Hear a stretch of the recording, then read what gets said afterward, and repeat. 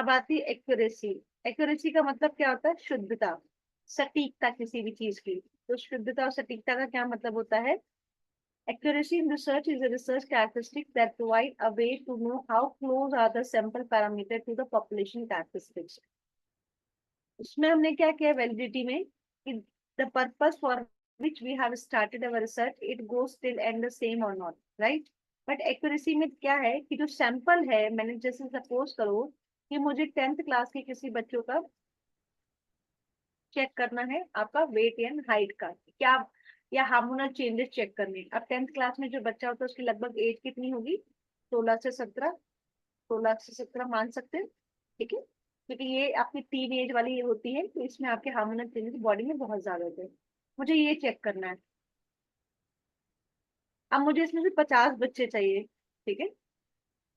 तो अब इस 10 क्लास के बच्चे, 10th क्लास के स्टूडेंट्स में से मेरे 50 बच्चों में से 50 है या 50% है या 20% है या 30% या 90% है, ठीक है। तो मेरा जो सैंपल जिसको मैंने एज ए पॉपुलेशन के लिए जो सैंपल लिया है अपनी रिसर्च के लिए, वो कितना राइट, मतलब कितना परसेंट एक्यूरेट है। जैसे कहते हैं ना कि मेरा डीआई तो सही था लेकिन मेरा 90% एक्यूरेसी है। शिवानी सोना नहीं है, है? सोच रही तो चुपचाप सो जाऊं बढ़िया। मैं। क्या खा ली तुमने? दही खा ली क्या सुबह सुबह? नहीं, पता नहीं क्यों नींद आ रही है मैम आज हैं? और। अब सोना कल नहीं तक है अभी? नहीं आ रही थी, कल अभी तक तो नहीं आ रही थी। हाँ, अभी तो लेक्चर शुरू ही किया है। सो रही है बड़ी मजे से ऐसे करते हुए आंखें बंद करके। हम्म। नहीं मैम, एक ही सोने बार ही है। वाली क्लास नहीं है यहाँ पे, लोरी नहीं सुना रहे हम, ठीक है। तो 50 स्टूडेंट ले हाँ रहे हैं, मैम। रिसर्च पढ़ा रहे हैं, रिसर्च करो। नहीं तो फिर खामखा एक टॉपिक बन जाएगा कि पेपर 1 की रिसर्च की यूनिट में कितने बच्चे सोते हैं। नहीं नहीं मैम, बहुत पराठी खा दी ना, हैवी हो गया ज्यादा। किसने बोला है? हमारी तरफ देखो, फ्रूट खा के क्लास लिया था और नींद ही नहीं आई। हम्म, मेरे तो ब्रेकफास्ट ही फ्रूट होता है। मैम मेरा अ, मतलब यहाँ पॉसिबल नहीं हो पाता ना। हम्म, चलो अब नींद खुल गई। शिवानी, तुम हाँ, कॉफी बना कर रखो वो फ्लास्क में। मैंने अभी अभी नाश्ता करा है। तो अभी मतलब क्लास खत्म करते करते तो 1.5-2 घंटे हो जाते हैं ना, तो बीच में पी लिया हाँ करो जब नींद आए तो, हाँ, ठीक है। वो एक फ्लास्क में कॉफी बनाकर रखो तो तुम्हें बार बार नहीं बनाना पड़ेगा। कॉफी चलो के अभी, बाद में फिर अभी मुझे कह एक ही रही सब नशा लोग है। ज्यादा बोलने की जरूरत, और ज्यादा बोलने की जरूरत नहीं है, अभी मुझे चुपचाप मैम एक ही आप। नशा है, कॉफी का। हाँ, चलो आ जाओ, वापस आ जाते हैं, ठीक है। इसकी नींद खुल गई है। समझ में आया कि मुझे 50 लोग चाहिए थे अपनी रिसर्च के लिए। क्या मैंने वही के जिस मतलब 10th क्लास के बच्चे को ही लिया है 50 स्टूडेंट, या मैंने 40 उससे लिए हैं? 5 का डेटा मैंने मिक्स कर दिया, या 40 मैंने 10th क्लास के ले लिया और एक जो 5 कम पढ़ रहे थे वो मैंने 11th क्लास का ले लिया।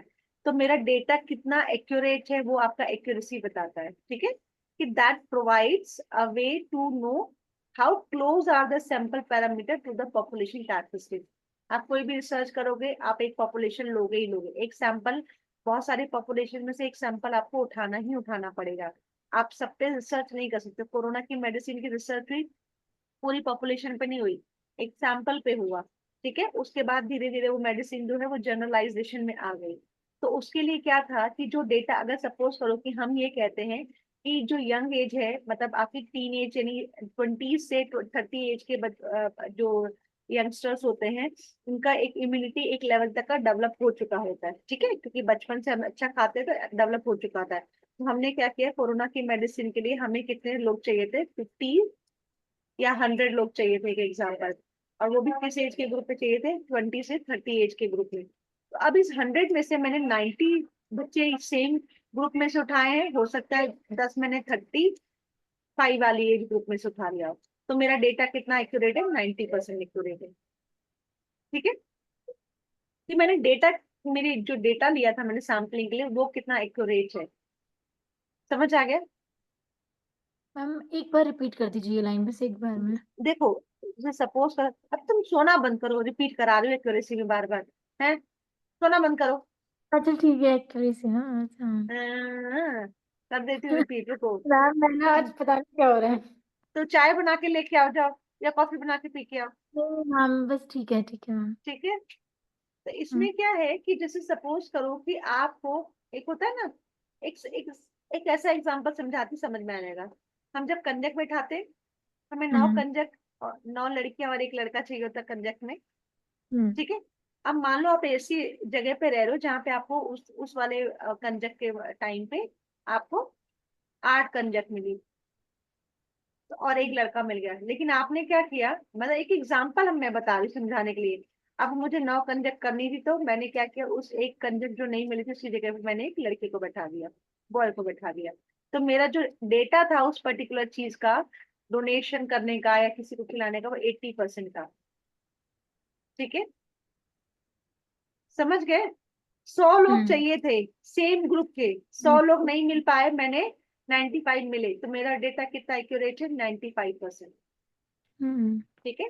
तो क्या कह रहा है, जैसे कहते हैं ना, हाँ ये 95% तो ओके है। केबीसी में कैसे पूछता है वो कि how much sure you are, तो कहते हैं 99.9% श्योर हूँ। स्टिल हम्म उनको अगर डाउट होता तो दे चेंज देयर लाइफ लाइन। तो उसके हिसाब से उसकी एक्यूरेसी मैच नहीं करी, पर उसने कितना एक्यूरेट आंसर दिया, वो कह रहा है मैं 99% एक्यूरेसी के साथ आंसर दे रहा हूँ। ठीक है। तो वो एक्यूरेसी है कि provide a way to know how close are the sample parameter to the population characteristics. So accuracy means how precisely the measured value or findings reflect the real and the original values. By measuring the accuracy of the research, the researcher can prove that the research is generalizable, reliable and valid. अब accuracy में कौन सा method use हो रहा है हमारा, हम particular से जनरल में जाएंगे। ठीक है। तो इंडक्टिव मेथड यूज हो रहा है क्योंकि हम पहले रिसर्च यूज कर रहे हैं, रिसर्च के लिए हमने थोड़ा पर्टिकुलर डेटा लिया और उसके बाद हम जनरलाइज करेंगे। ठीक है।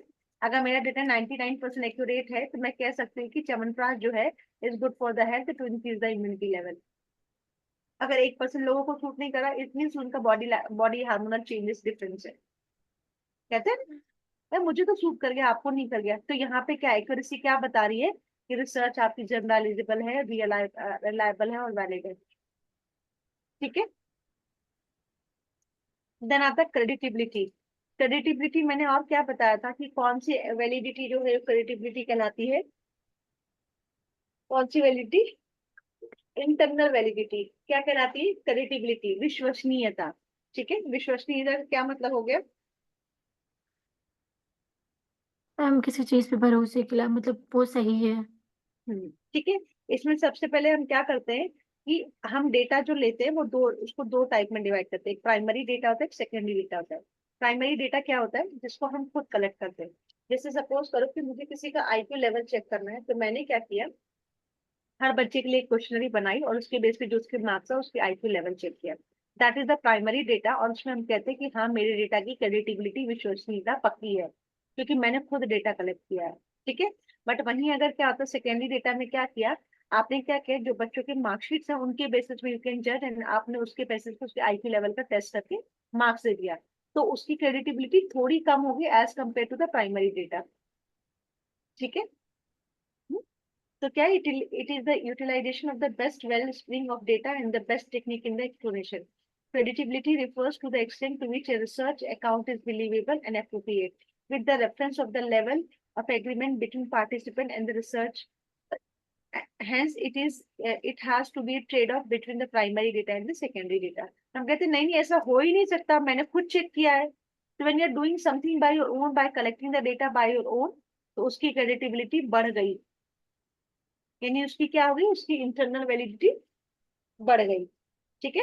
और सेकेंडरी में आप कह सकते हो सकता है गलत हो गया हो।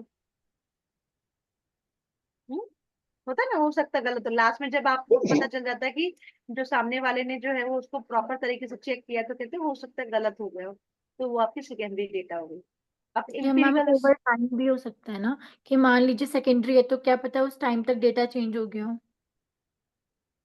हाँ ओवर। होने को कुछ भी हो सकता है, लेकिन अगर आप सेम रिसर्च देखो, ये तो ओवर द टाइम की बात हो गई, लेकिन हाँ, आपकी जो क्रेडिटेबिलिटी है रिसर्च की टॉपिक की, वो तो जब आप रिसर्च करके थीसिस सबमिट करोगे तभी तो कहेगा।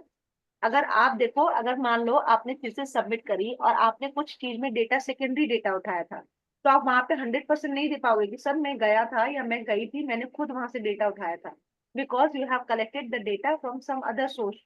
इन that scenario what you can do, आपका गाइड आपको कह सकता है कि नहीं इसको फिर से वर्क करो। और जब आप बहुत ऑथेंटिक से कहते हो ना कि नहीं मैंने खुद नहीं लिया है एंड आई हैव द, इसीलिए जब आप सैम्पलिंग लेते हो चीजें करते हो तो आपको सारा चीजें कलेक्ट करके रखनी पड़ती है, आपको रेफरेंसेस नोट डाउन करके रखने पड़ते हैं, from where you have taken the references, where you have to go, you have to collect each and everything, वो आपको प्रेजेंट करना पड़ता है। तो उस समय क्या है कि आपकी जो रिसर्च टॉपिक, उस समय अगर आप कहोगे नहीं सर मैं खुद गया था, आप दोबारा जाने की जरूरत नहीं है, सेम है, मैंने दो दो बार चेक कर लिया है, तो उस केस में गाइड भी बोलेगा अच्छा ठीक है कोई बात नहीं। लेकिन इस केस में आपको गाइड बोलेगा नहीं आप जाओ दोबारा चेक करो। कह सकता है कि नहीं कह सकता है? क्योंकि आप ही श्योर नहीं हो ना उस चीज में। ठीक है। देन हमारा आता है एम्पिरिकल रिसर्च। एम्पिरिकल रिसर्च का मतलब क्या होता है? एम्पिरिकल का मतलब क्या होगा? एम्पिरिकल बताओ। जो चीजें हम ऑब्जर्वेशन पे डिपेंड करती है। हाँ, ऑब्जर्वेशन पे डिपेंड करती है। मतलब आप क्या कर रहे हैं, इसकी क्या होता है कि कभी आपने किसी चीज को ऑब्जर्व किया और उसके बेसिस पे चीजों को एनालाइज किया। एग्जांपल दो नमन। जैसे मैम कोई भी अगर कोई चीज है, अगर हम्म। हम उसको ऑब्जर्व करके उसके ऊपर थ्योरी दे रहे हैं किसी भी हम्म। चीज के ऊपर, यानी हाँ। हमारे पास उसके रिलेटेड कोई भी ऐसा रिजल्ट नहीं है कि जो बहुत ज्यादा ठोस रिजल्ट हो, या कुछ इस तरीके से हमने पेन कॉपी पे लिखा हो, उस पे लिखा हम्म। हो कॉपी वगैरह पे ना, एक ऑब्जर्वेशन करता है इंसान। ऑब्जर्वेशन है, एक एक्सपीरियंस है। अब हाँ, एक जैसे एक्सपीरियंस काइंड चीज। एक्सपीरियंस पे, अब देखो इसको आप कोरिलेट मत करना, समझाने के लिए बोली। जैसे कभी कभी क्या होता है कि मतलब जनरली इन केसेस में भले इजी समझ में आ जाएगा। किसी का अफेयर चल रहा है, ठीक है, आप उसको पेरेंट्स से मिलाने चाहते हो। पेरेंट्स क्यों कहते हैं कि नहीं he is not good for you और ही और she is not good for you. ठीक है, और वही एक सेकंड स्टेटमेंट होता है कि अगर पेरेंट्स को लगता है कि नहीं नहीं he will be or she will be the perfect match for you, so how they are saying this? With their experience, with their observation, with their measurements of the phenomena। कई बार बोलते हैं ना ऐसे ही बाल धूप में सफेद नहीं किए, बिकॉज वो एक्सपीरियंस उनका बोलता है। तो एम्पिरिकल रिसर्च का मतलब कि आप किसी भी चीज को, कोई चीज कहते हैं जैसे आप किसी के पास गए और आपने कहा नहीं जी मैं इस चीज पे काम करूंगा, हम कहेंगे नहीं जी हो ही नहीं सकता, हो ही नहीं सकता। अगर आप कहोगे नहीं मैं इस 15 दिन में सारा सारा सिलेबस कंप्लीट कर लूंगा, जो एक्सपीरियंस बंदा होगा जिसको नॉलेज होगा कि 15 दिन में नहीं हो सकता, तो आप खड़े हो जाओगे चिल्ला के ना जी नहीं हो सकता। ठीक है, तो इंपेरिकल रिसर्च क्या है? It is based on the observation and measurement of the phenomena as directly experience by the researcher. ठीक है, आप अगर गाइड को बोलो ना कि सर मैं 15 दिन में सारा रिसर्च कंप्लीट कर दूंगा, आपका गाइड बोलेगा सवाल ही पैदा नहीं होता। क्यों? क्योंकि वो गाइड आपका तभी बना है, उस एक्सपीरियंस कर चुका है वो सारी चीजों को। क्यों 4 साल दिए जाते हैं पीएचडी के लिए? बिकॉज एक्सपीरियंस लोगों ने बोला है ऑब्जर्वेशन के साथ, जो फिनोमिना मेजर करते हैं रिसर्च के लिए, कि वो उसमें इतना नॉर्मल टाइम लगना ही लगना है। ठीक है, आपने कोई हाइपोथेसिस बनाई, उस हाइपोथेसिस को प्रूव करने के लिए, थ्योरी के रूप में प्रूव करने के लिए टाइम लगता है। ठीक है, so the data thus gathered may be compared against the theory and hypothesis, but the results are still based on the real life experience. ठीक है, empirical research is defined as any research where conclusion of the study are strictly drawn from concretely empirical evidence and therefore verifiable evidence. This empirical evidence can be gathered using quantitative and qualitative research method. Qualitative and quantitative research क्या होता है? Quantity क्या बताते हैं इसको अभी हम detail में पढ़ेंगे, लेकिन आप वैसे बताओ क्वांटिटी और क्वालिटी से क्या मतलब समझते हो आप? मैम क्वालिटी तो गुणवत्ता होगी कि उसकी क्वालिटी कैसी है, हाँ, लेवल का है, और क्वांटिटी की मेजरमेंट मतलब किस हिसाब से चीजें। नहीं देखो एक क्वांटिटेटिव, मैंने आपको इवैल्यूएशन में भी एक क्वांटिटेटिव एंड क्वालिटेटिव टर्म पढ़ाया था। क्वांटिटेटिव में क्या होता है जिसमें नंबर फॉर्म में चीजें आती हैं। हाँ, क्वालिटेटिव में क्या होता है उसका बिहेवियर, उसका एटीट्यूड, उसका परसेप्शन, ये सारी चीजें चेक की जाती है। तो गुड। इंपेरिकल रिसर्च में दोनों आएंगी। क्वांटिटी के बेस पे भी आप चीजों को लोग एक्सपीरियंस के बेस पे बताओगे और क्वालिटी के बेस पे भी बताओगे। ठीक है, फॉर एग्जाम्पल तो बोल रहे हैं कुछ। For example, research is being conducted to find out if listening to happy music while working may promote creativity. ठीक है, एक रिसर्च हमें कंडक्ट करनी है जिसमें हमने क्या किया, काम के टाइम पे अगर आप अच्छे अच्छे से सॉन्ग सुना देते हो तो वो क्या होता है, उसकी क्रिएटिविटी बढ़ जाती है। An experiment is conducted by using a music website survey on set of audience who are expose to happy music and another set who are not listening to music at all. The subjects are then observe. ठीक है, दो group बनाए गए जहाँ पे एक को गाना सुनाया गया, जहाँ पे एक को गाना नहीं सुनाया गया। तो रिजल्ट क्या है, derive from such research will give empirical evidence it does not promote the creativity और नॉट। तो वो क्या है, वो एक्सपीरियंस किया हुआ है, ऑब्जर्वेशन के द्वारा आप बताओगे कि नहीं, अगर आप एक बहुत इंपॉर्टेंट काम कर रहे हो और आपने हैप्पी म्यूजिक लगा दिया है तो काम में क्रिएटिविटी नहीं आ पाएगी, क्योंकि आपका ध्यान जो है गाने में चला जाएगा और आप वहां पे मिस्टेक कर दोगे। वहीं दूसरी तरफ क्या हुआ कि अगर आपको सिर्फ लेबर वाला काम करना है, पैकिंग करना है, कुछ और काम करना है, तो उस टाइम पे अगर आप हैप्पी म्यूजिक सुनते हो तो काम चलता रहता है, लेकिन काम की आपकी जो स्पीड है, जो प्रोडक्टिविटी है, वो बढ़ जाती है। तो ये कैसे किया आपने, एम्पिरिकल रिसर्च यानी एक्सपीरियंस बेस्ड, ऑब्जर्वेशन बेस्ड किया। ठीक है। जैसे जैसे अगर आप मान लो एक रिसर्च कर रहे हो, एक एग्जांपल समझा रही हूँ। एक आपने पॉट लिया, ठीक है, उस पॉट में आपको ये देखना था कि अगर एलुवियल सॉइल डाल रहे हो, सेम प्लांट है, पॉट की साइज भी सेम है, same quantity of water you are giving to that. What you want to do, you want to just check कि मेरे पास 4 तरीके की मिट्टी है, मैं क्या कर रही हूँ, एक महीने उस सेम प्लांट को एक मिट्टी में ग्रो कराऊंगी, अगले महीने दूसरी मिट्टी में, तीसरे महीने थर्ड टाइप ऑफ सॉइल में, और उसके फोर्थ में अदर टाइप ऑफ सॉइल में।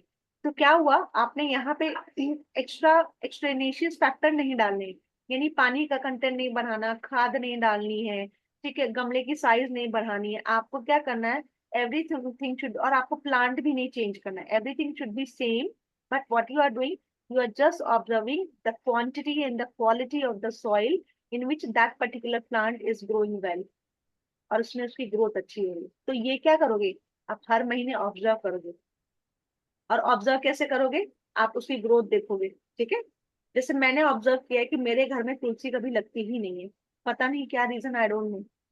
या तो बिल्ली बाहर से पौधा उखाड़ के चली जाती है, सारे पौधे लगे हैं लेकिन तुलसी का पौधा उखाड़ के ले जाती है। अभी रिसेंट में मैंने 1 महीने पहले लगाया था, मतलब वहां पे मनी प्लांट भी लगा है, नीम भी लगी है, और हिबिस्कस का प्लांट भी लगा, बट वो प्लांट ही उखाड़ के ले गई। किसने उखाड़ा, वो बिल्ली आई, वो पता नहीं, पता ही नहीं चला गैलरी से कहाँ गया। तो दिस इज माई ऑब्जर्वेशन। तो व्हाट आई हैव थिंक, मैंने एक नया प्लान सोचा कि मैं क्या करूंगी, अब ना मैं कांच की बोतल लूंगी और उस तुलसी को मैं अपने कमरों के अंदर या ड्राइंग रूम में रखूंगी, पानी में डाल के। ठीक है, तो what is that research, this is on the basis of my observations.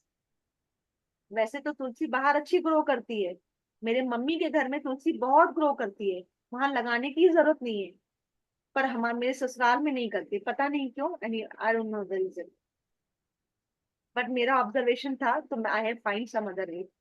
वो मैंने अभी फाइंड किया, पर मैंने कहा दिवाली पे सफाई आऊंगी तब करेंगे ये काम। समझ आया, कहाँ से एग्जाम्पल आ जाते हैं भाई साहब।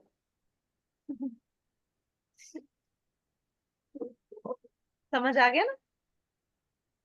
शिवानी, नींद तो खुल गई ना तुम्हारी। यस हाँ? मैम। चलो, अब सिस्टमैटिक में क्या होता है, ये तो समझाने की जरूरत ही नहीं है, सिस्टम से चीजें चल रही हैं। सिस्टम से चीजें चलानी है, आपको पूरा प्रोसीजर फॉलो करना है। कंट्रोल फैक्टर क्या है, कंट्रोल फैक्टर में कैसे, जो मैंने सेम आपको प्लांट वाला ऑप्शन दिया, ठीक है, प्लांट वाले ऑप्शन में मेरे कंट्रोल फैक्टर क्या है, कि मुझे किसी चीज पे चेक करना है कि मेरी चीजों की ग्रोथ कैसे हो रही है सॉइल में। तो मेरे को क्या करना है, ना तो सॉइल का कंटेंट बढ़ाना है, ना किसी एक पर्टिकुलर सॉइल में फर्टिलाइजर बढ़ाना है, ना पर्टिकुलर सॉइल में मुझे वाटर कंटेंट बढ़ाना है, ना मुझे ये करना है कि मैंने उस प्लांट को आधा टाइम सनलाइट में रखा, आधा टाइम मैंने अंदर रखा। तो मुझे अगर किसी भी रिसर्च का रिजल्ट एक वेरिफिएबिलिटी के साथ चाहिए, रिलायबिलिटी के साथ चाहिए, तो I have to work on the control factors which may be affect the result of our research.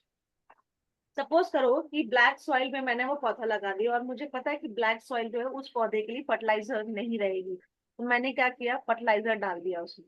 ठीक है, मैंने उसको प्रॉपर अच्छे से धूप में रखा और कुछ टाइम मैंने उसको अंदर लेके आई। तो ये क्या है, ये मेरे फैक्टर्स हैं जो मेरे उस पर्टिकुलर रिसर्च में के रिजल्ट में हैम्परिंग करेंगे, चेंज कर देंगे। तो हमें उन कंट्रोल फैक्टर्स पे भी काम करना है। ठीक है, In real life experience, there is always more than one factor that affect the outcome of an event. Similarly, in research, various factors may affect the outcome and some are taken as a control factor, whereas others are tested for the possible outcome. कुछ हमें add on करना है research लाने के लिए, कुछ हमें क्या करना है, कंट्रोल करके रखना है, ठीक है। अब साइक्लिक का मतलब क्या होता है, रिसर्च जो होती है वो हमेशा एक रिपीटेटिव प्रोसेस की तरह चलती रहती है, चलती रहती है, चलती रहती है, रुकने वाली नहीं है।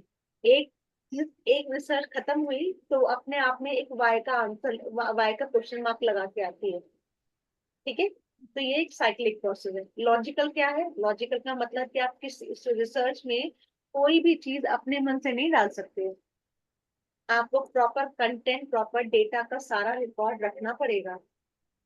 हर एक चीज you have to prove on the basis of the logics, आप अपने मन से नहीं कर सकते हो। आपको वहां पे 10 बच्चे लाने पड़ेंगे। अगर कोई कोई आपकी, जैसे सपोज करो आपको एक च्यवनप्राश का इम्यूनिटी लेवल पे रिजल्टेंट चेक करना है, ठीक है।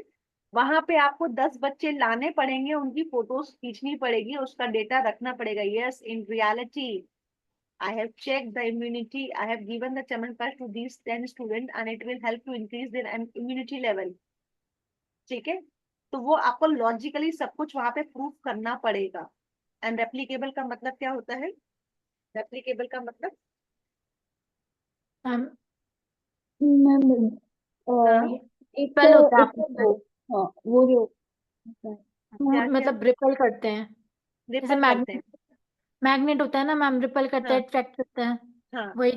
तो सेम आप रेप्लीकेबल को रिलायबिलिटी के साथ कनेक्ट कर सकते हैं। रिलायबिलिटी क्या था, रिलायबिलिटी क्या था, रिलायबिलिटी में क्या पढ़ा बच्चों, ये कल ही तो पढ़ाया है यार। रियलिटी उसके होती है। बार बार रिजल्ट्स कितने ज्यादा हाँ, रिलायबल हैं, कितने एक जैसे आ रहे हैं, उसके कितना consistency in the results, change है उनमें। हम्म हाँ जी, consistency. consistency in result. Either we have taken over the time, either the same research has been conducted by the different peoples, either we have done with the parallel form or either we have done with the internal consistency, but our result should be the same.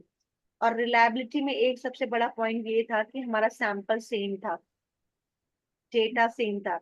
But replicable क्या कह रहा है, both are the same in the context that both are talking about the consistency in their results. But reliability said that we need to choose the same data, right? Same sample लेना है हमें result में consistency लाने के लिए।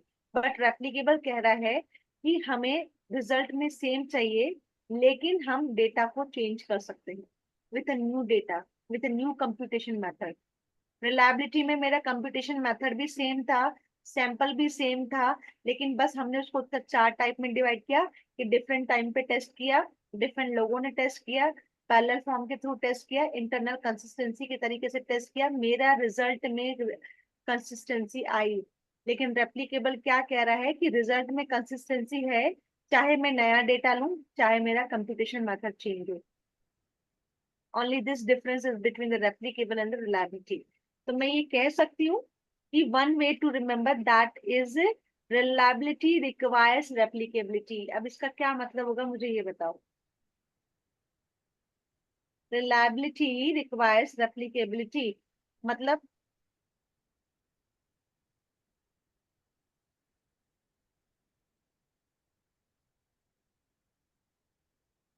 Ma'am हम जब एक सैंपल को टेस्ट 3-4 बार करते हैं वो तो रेप्लिकेबिलिटी हो गया, उसके अंदर ही वो रिजल्ट जो आना वो रिलायबिलिटी है। वो ठीक से आ रहा है कि वो सेम आ रहा है, वो एक रिलायबिलिटी है। सेम और कोई रिजल्ट है। और कोई बताएगा मुझे जो इस मैम लाइन का मतलब समझाओ। वन, अगर मैं कहती हूँ कि रिलायबिलिटी रिक्वायर्स रेप्लिकेबिलिटी मतलब मैम जो रेप्लिकेबल है ना, ये रेप्लिकेबिलिटी, हम्म ये इसमें क्या होता है बेसिकली, इसमें होता है, इसका मतलब ही यही होता है कि कंसिस्टेंट रिजल्ट है किसी भी चीज के, ठीक है। रेप्लिकेबिलिटी का, कि हम्म कंसिस्टेंट रिजल्ट है। और हम्म जब कंसिस्टेंट रिजल्ट होंगे तो वो चीज रिलायबल तो होगी ही होगी। हम्म हाँ और जो रिलायबिलिटी है वो यही चीज कहती है कि हमारा हमेशा कंसिस्टेंट रिजल्ट होना चाहिए, हम्म, मल्टीपल टाइम्स भी। और हाँ जो कंसिस्टेंट रिजल्ट है उसका दूसरा नाम ही रेप्लिकेबिलिटी है। हाँ, but there is only change of methods and the change of data is there, ठीक है। हाँ तो ये लाइन का मतलब होता है कि रिलायबिलिटी अपने आप में कहती है कि मेरे डेटा में कंसिस्टेंसी है, और एप्लीकेबिलिटी भी यही कह रही है। इसीलिए reliability requires replicability, replicability doesn't require the reliability. ठीक है, समझ आया सबको? समझ आया शिवानी? मैम मतलब सबका आंसर सेम है बट उसमें डिफरेंट, मतलब सेम मेथड है, इसमें डिफरेंट मेथड है। हाँ, रिलायबिलिटी में आपकी सैंपल सेम है, मेथड सेम है, बस हमने हम्म। क्या किया, उसको ओवर द टाइम मैंने डिफरेंट टाइम पे टेस्ट किया, डिफरेंट डिफरेंट पर्सन ने टेस्ट किया, पैरेलल फॉर्म के थ्रू टेस्ट किया, इंटरनल कंसिस्टेंसी के थ्रू टेस्ट किया, बट मेरा रिजल्ट सेम आया। रेप्लिकेबिलिटी क्या कह रही है कि मैंने डेटा भी चेंज कर दिया, मैंने कंप्यूटेशन मेथड भी चेंज कर दिया, पर मेरे रिजल्ट्स में कंसिस्टेंसी आनी चाहिए। हाँ ठीक है, ओके मैम। ये तो हो गया आप लोगों का मेथड। क्या हो गया? पॉजिटिव, ये खत्म हो गया आपका, क्या नाम से, स्टैटिस्टिक्स ऑफ रिसर्च। ठीक है, उसके बाद अगर आप सिलेबस देखोगे तो उसमें एक टॉपिक है positivism and post positivism approach. ठीक है, मैंने कल आपको हल्का सा एक ओवरव्यू भी दिया था कि पॉजिटिविज्म और पोस्ट पॉजिटिविज्म क्या होता है। ठीक है, इस पॉजिटिविज्म तो मतलब ये होता है, क्या बताया था मैंने आप लोगों को? मैम पॉजिटिव, पॉजिटिव मतलब अभी करंट की अगर हम बात करें, और हम्म, ये जो है वो आगे मतलब फ्यूचर को देखते हुए, मतलब आगे की चीज को ध्यान रखते हुए। हाँ मैम मतलब मतलब ये है कि जैसे हम पीएचडी की बात करें तो वो पोस्ट पॉजिटिविज्म होनी चाहिए। हाँ, पोस्ट पॉजिटिविज्म नहीं होती तो हमारा आज मोबाइल हमारे हाथों में नहीं होता, आईसीटीसी इतना नहीं होता। अगर हमने एक जगह ग्रोथ को रोक दिया होता ना, एक जगह रिसर्च को रोक दिया होता, तो हम आज जितने एडवांस है टेक्नोलॉजी में उतने कभी नहीं होते। ठीक है, तब इसके लिए कुछ कुछ वर्ड्स है, हमारे की वर्ड्स हैं। एक है एपिस्टेमोलॉजी, इसमें क्या, study of knowing how we come to know and can know, in other words it is the study of how to get true knowledge. Epistemology का स्टडी ऑफ नोइंग कि हमें सोर्स कहाँ से लेना है, मतलब how to get the true knowledge, मतलब knowledge को कहाँ से लेना है। इस एपिस्टेमोलॉजी का मतलब होता है कि नॉलेज हमें कहाँ से लेना है, और नॉलेज को गेन करने के लिए there are lot of sources. ठीक है, नॉलेज आप कैसे गेन कर सकते हो? वीडियोस देख करके, बुक्स पढ़ हम्म। करके, कॉमिक्स पढ़ करके, टीवी पे न्यूज देख करके, न्यूज़पेपर्स पढ़ करके, मैगजीन्स पढ़ करके। ये क्या है, there are lot of sources जिसके through you can get a true knowledge. ठीक है, एपिस्टेमोलॉजी ट्रू नॉलेज है, that it is the study कि हम इसमें स्टडी करते हैं कि हमें ट्रू नॉलेज कैसे गेन करना है। ठीक है, अब ट्रू नॉलेज के गेन करने के डिफरेंट डिफरेंट सोर्सेज हैं, वो हम लॉजिकल रीजनिंग में हमारा एक पूरा एक टॉपिक है, उसमें कवर करेंगे कि there are 8 ways through which we can get a true knowledge, जिसको हिंदी में कहते हैं प्रथा और यथार्थ नॉलेज। ठीक है, ऑन्टोलॉजी क्या है, study of what is reality, कि एक्चुअली में रियल क्या है उसके बारे में पढ़ना। ठीक है, देन मेटाफिजिक्स क्या है, एक टाइप ऑफ फिलोसफी और study that uses broad concept to help define reality and our understanding of it. Metaphysics क्या समझते हो आप? ये तो आप लोगों के काम है, ये तो आप ही लोग बताओगे।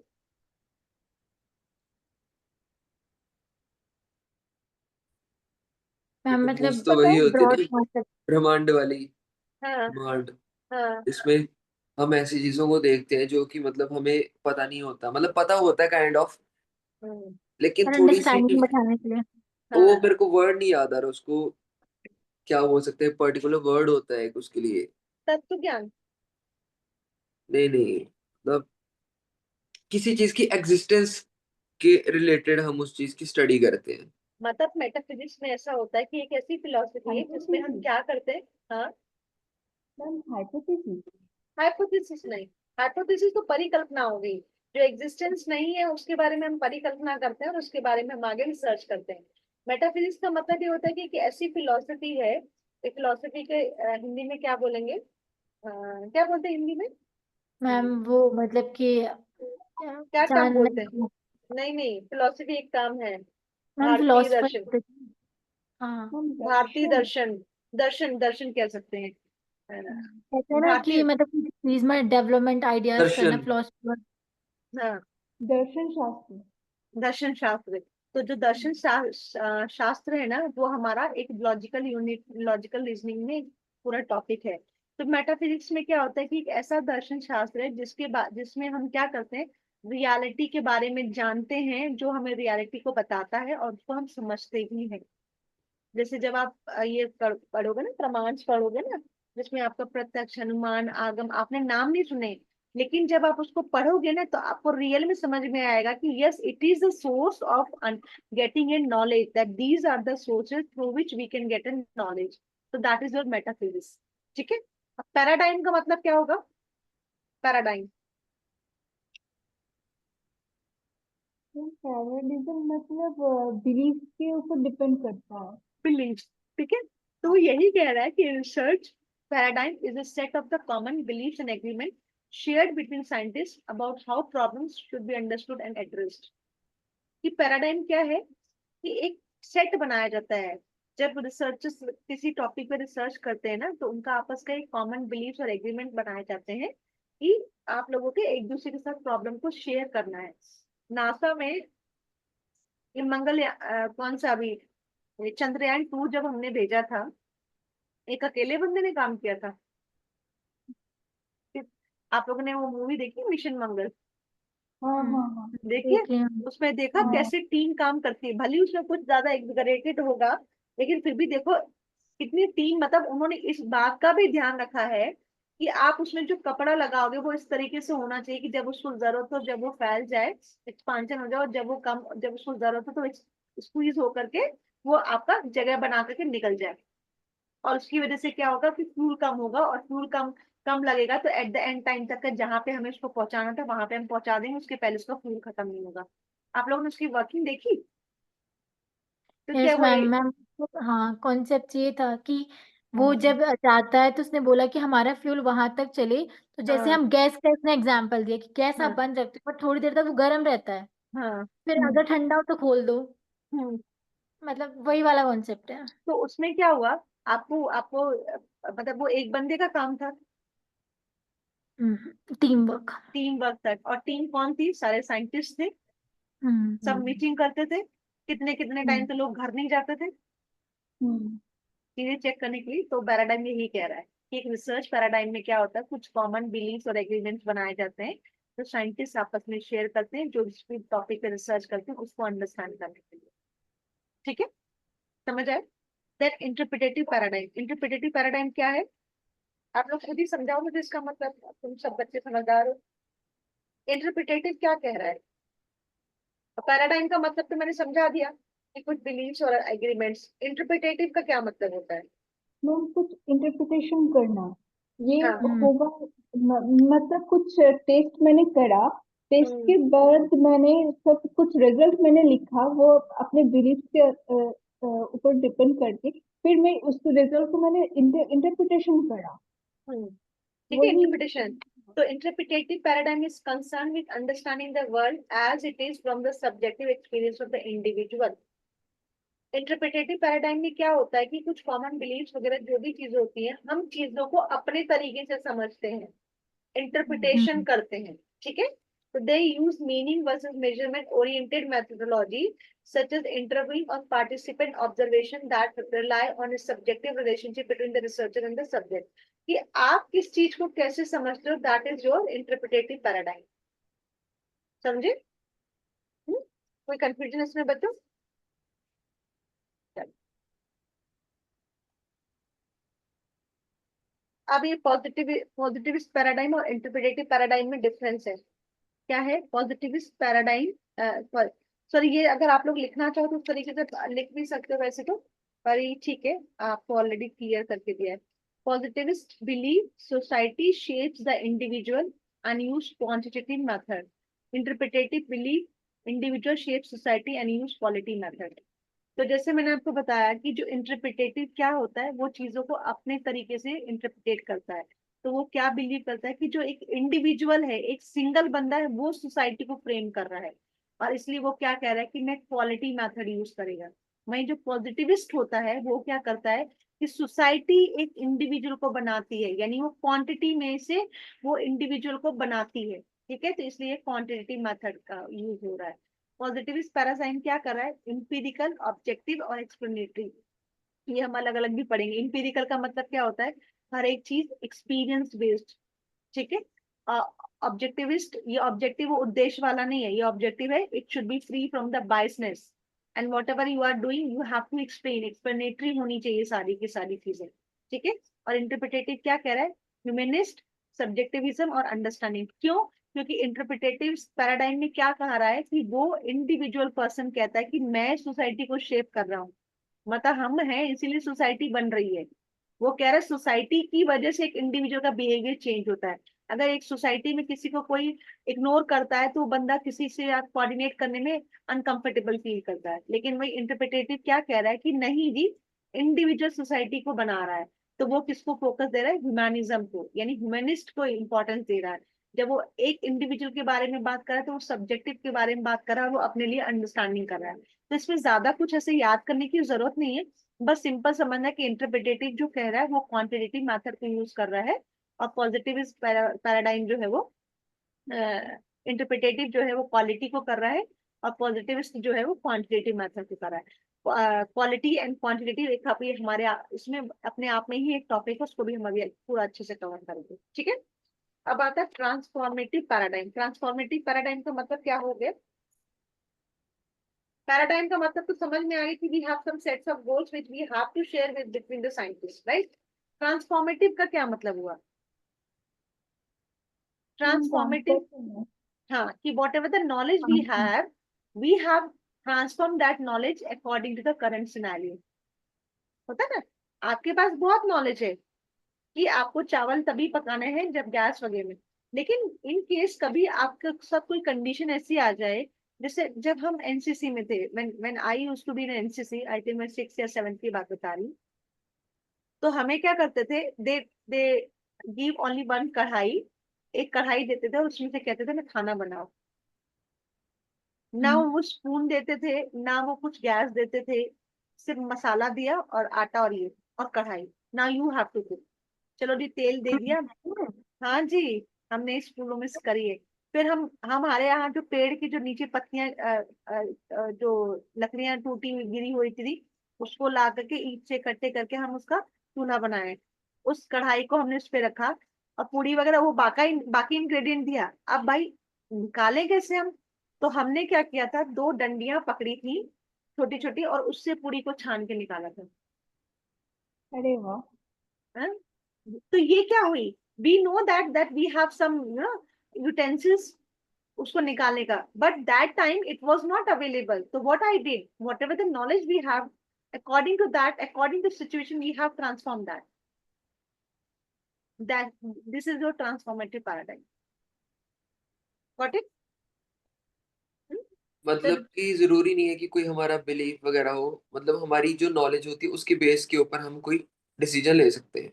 ले सकते हैं, लेकिन ये सिर्फ आपका डिफाइन कर रहा है ट्रांसफॉर्मेटिव पैराडाइम का मतलब है, ठीक है। क्योंकि पैराडाइजम का मतलब हमने बताया था कि कुछ कॉमन सेट्स हैं, गोल्स हैं जो हमें शेयर करना है कि प्रॉब्लम्स क्या हो रही है और उसका निवारण कैसे करना है। लेकिन ट्रांसफॉर्मेटिव में क्या होता है कि अगर मुझे कोई चीज पता है कि ये चीज ऐसी होनी है, बट वहां पे वो सिचुएशन ही नहीं है, how you will deal it, you have to find some other way, you have to find, ठीक है।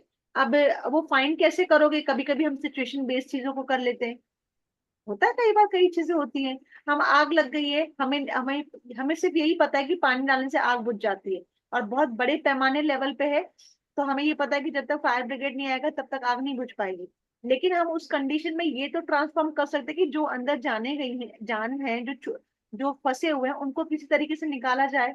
For that what we can do, we can take a कंबल, वो तो हमें आसपास के लोगों से मिल जाएगा, ठीक है ना। या फिर आपकी पेड़ पत्तियां हो गई, आपने उनसे आग थोड़ी बुझा के बंदों को निकाल लिया, ये भी तो एक ट्रांसफॉर्मेटिव ही हो गई ना, ठीक है ना मन। Yes ma'am. हम्म, आगे आगे। तो the transformative paradigm view knowledge as a social construction shaped by the knower individual experience, personal characteristic and community affiliation, ठीक है। अब आपके रास्ते में कोई मिला, आपने कभी किसी की हेल्प करी, लेकिन उसने आपको गलत बंदा समझा। कई बार होता है ना, हम कई बार हेल्प करते तो उसका कभी पहले का एक्सपीरियंस खराब हुआ तो वो आपको डांट दिया या जो भी है, तो नेक्स्ट टाइम आप क्या करोगे, जब रियल में किसी चीज को जरूरत होगी तो आप उसको नहीं करोगे, उसकी हेल्प नहीं करोगे। तो उस केस में आपने क्या किया, आपने अपने नेचर को ट्रांसफॉर्म किया। ठीक है। तो द ट्रांसफर ये हो गया, this paradigm aim to give voice to the vocal knowledge held by diverse array of the participants. ठीक है। अब फोमेट कौन है, Comte is regarded as the father of the positivism. What made Comet immortal in the discipline? In the discipline was his celebrated the law of three stages. अब इसको father of positivism क्यों कहा गया, क्योंकि इसने 3 stages बताई हैं positivism की। पहली स्टेज क्या है, थियोलॉजिकल। ठीक है, he spoke of the theological stage. और थियोलॉजिकल स्टेज क्या कह रही है, stage in which the mind explain phenomena and mundane occurrence by ascribing them to the unfathomable gods। Theological, theological क्या मतलब होता है, आप लोग क्या समझते हैं थियोलॉजिकल मतलब? आइडलिज्म क्या होता है? हम किसी को आइडियल मान के कोई चीज वो कर। ठीक है, हमने टीचिंग में आइडलिज्म पढ़ा था। आइडलिज्म का क्या कॉन्सेप्ट था?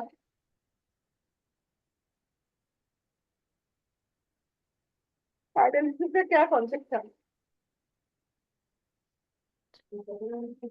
कि सबका करता धरता कौन है, गॉड है। भगवान। तो इसलिए मैंने क्या किया, मैं सिर्फ भगवान को ही अपना आइडल मानता हूँ या मानती हूँ। तो थियोलॉजिकल भी क्या कह रहा है, सब कुछ कर रहा है भगवान, कर रहा है, हम कुछ नहीं कर रहे हैं। ठीक है। Then second stage में क्या हुआ? The fact is that without some guide one cannot begin to make systematic observation। फिर धीरे धीरे लोगों ने ऑब्जर्व किया कि जब तक आपके पास गाइडेंस नहीं होती है तो आप किसी भी चीज को ढंग से कुछ भी नहीं कर सकते। And science in their infancy could not escape the question relating to the essence of phenomena and the ultimate origin, to which theological answer are more appropriate। अब साइंस आई तो साइंस को क्या करना, हर एक चीज तो लॉजिकल के साथ प्रूव करनी है। तो इसकी second stage I. Second stage क्या बोल रही है, मेटाफिजिक्स। मेटाफिजिक्स मतलब in which abstract forces, power and essence rather than the spiritual force are considered responsible for the worldly affairs। पहली स्टेज में क्या बोला गया कि जी जो भी करता है भगवान करता है। सेकेंड स्टेज आई, ना जी वो कुछ नहीं करता, हम रिस्पॉन्सिबल है चीजों को करने के लिए। हम अपने तरीके से चीजों को समझते हैं और अपने तरीके से चीजों को परसेप्शन बनाते हैं। ठीक है। फाइनली कॉमेट ने क्या किया, वो इस बात पे argued that there was a positive and scientific stage in which we abandoned the research for ultimate origin, purpose and abstract forces and become more concrete and focused. We observe the relationship between phenomena and arrives at laws, because the aim of positive philosophies to consider all phenomena as subject to invariable natural laws। अब finally वो किस बात पे आ गया कि जो research होती है ना वो एक पॉजिटिव और साइंटिफिक स्टेज की होती है, यानी वहां पे आपको सारी चीजें लॉजिकली प्रूव करनी पड़ती है। तो तब जाके इसको बोला गया फादर ऑफ पॉजिटिविज्म। ठीक है, क्योंकि पॉजिटिविज्म में भी क्या आया आपका कि आपने रिसर्च करी है उस पर्टिकुलर टॉपिक की। वो बात अलग है कि जो पॉजिटिविज्म है बाद में वो पोस्ट पॉजिटिविज्म स्टेज में कन्वर्जन हो गया। तो उस पॉजिटिविज्म स्टेज पे आने के लिए भी आपने रिसर्च करी है, लॉजिक्स बेस्ड दिए हैं। आपने सिर्फ इस बात पे नहीं बैठ गए कि भगवान ने जो भी करता है भगवान है, भगवान भगवान ही सब चीज का करता धरता है। ना जी, रिसर्च हम ही तो कर रहे हैं, भगवान थोड़ी कर रहा है। ग्लोबल वार्मिंग हम ही ने बढ़ाई है, भगवान ने थोड़ी बढ़ाई। भगवान ने तो हमें बड़ा क्लीन एनवायरनमेंट दिया था, तो उसके करता धरता तो हम ही है। क्यों निवेदिता, है सही बात की नहीं है? मैम। हाँ है ना, हाँ नेचर ने तो हमें बड़ा अच्छा एनवायरनमेंट दिया था। हाँ। ग्लोबल वार्मिंग तो हमने बढ़ाई ना अपनी नीड को फुलफिल करने के लिए, रिसर्च करने के लिए। हाइपोथेसिस। हाँ, तो वो क्या हो गया, पॉजिटिविज्म। ये फिर इसीलिए इसको कमेंट को बोला गया कि फादर ऑफ पॉजिटिविज्म। ठीक है, ये बच्चों पढ़ लेना आप लोग, ये बहुत ज्यादा वो है। ठीक है। कौन से? अब साल, हाँ ये एग्जाम्पल है बेटा। अब एक, अब आता है आपका पॉजिटिविज्म और ये silent feature of positivism. Positivism की फीचर्स क्या है, it believe in the unity of the method. ठीक है। Social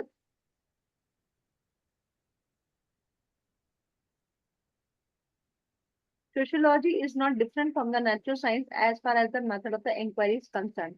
It celebrates objectivity and values neutrality. It therefore separates the knower from the known, subjectivity from the objectivity, and facts from the values. Positivism क्या बता रहा था कि जो भी हमने रिसर्च करी वो वहीं तक खत्म हो गई, ठीक है। अब इसको बेस्ट आपको समझाने के लिए मैं ये बताती हूँ। ये पॉजिटिविज्म और पोस्ट पॉजिटिविज्म का एक शॉर्ट है, जो अभी आप समझोगे तो उसको आपको आगे समझ में आएगा हुआ। पॉजिटिविज्म क्या कह रहा है कि ये डिडक्टिव अप्रोच है। डिडक्टिव अप्रोच का मतलब हम जनरलाइज से जनरलाइज से आप पर्टिकुलर। हाँ, बेटा यहाँ पे ना इंडक्टिव है, मैंने गलती से ना डिडक्टिव टाइप हो गया है, ये इंडक्टिव, ठीक है। हाँ, डिडक्टिव अप्रोच क्या कह रही है, डिडक्शन का मतलब क्या हो रहा है कि हम जनरलाइजेशन से पर्टिकुलर की तरफ जा रहे हैं, ठीक है। Saridon is good for the headache, आपको सर दर्द हुआ, मैंने सेरिडॉन दे दी, ठीक है। तो पॉजिटिविज्म ने क्या किया, मैंने रिसर्च करके कंप्लीट कर दिया, मैंने फोन बना दिए, जिसको कम्युनिकेशन करना है टेलीग्राम कर लो, मनी ऑर्डर कर लो, पैसे भेजने, यूपीआई और ये सब कहाँ से आई, जब हमने पोस्ट पॉजिटिविज्म अप्रोच लेके आए। क्यों, क्योंकि इसका एंड क्वेश्चन क्या हुआ कि जी अगर हमें इंस्टेंट पैसा चाहिए तो उसके लिए हम क्या करेंगे, यूपीआई और ये जो अभी जो ये सारी चीजें आई कब आई है, पोस्ट पॉजिटिविज्म अप्रोच के बेसिस पे आई हैं चीजें, ठीक है। तो पॉजिटिविज्म क्या कह रहा है कि जनरल से पर्टिकुलर के बारे में बात कर रहा है, ठीक है। जब हम जनरल से पर्टिकुलर के बारे में बात कर रहे हैं तो मेरा यहाँ पे मेथड कौन सा यूज हो रहा है, क्वांटिटी।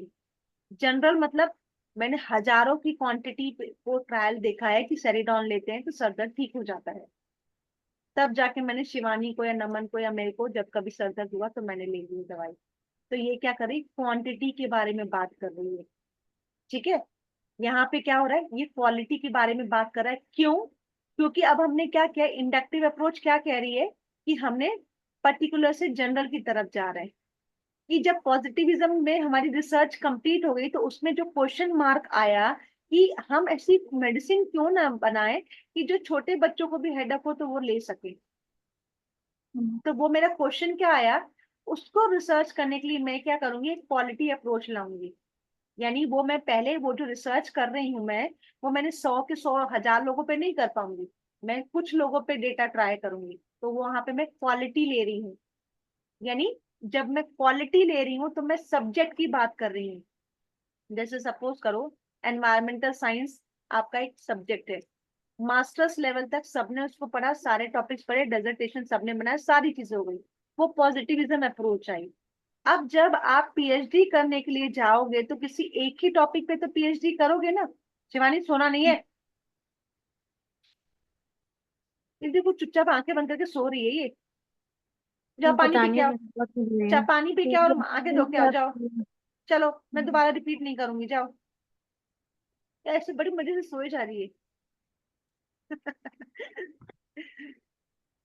मैम वो लगता है वो रात जगी है आज। नहीं, वो कभी कभी एक्चुअली हैवी खाना खा लूंगी तो फिर कई बार हो जाता है, नींद आती है,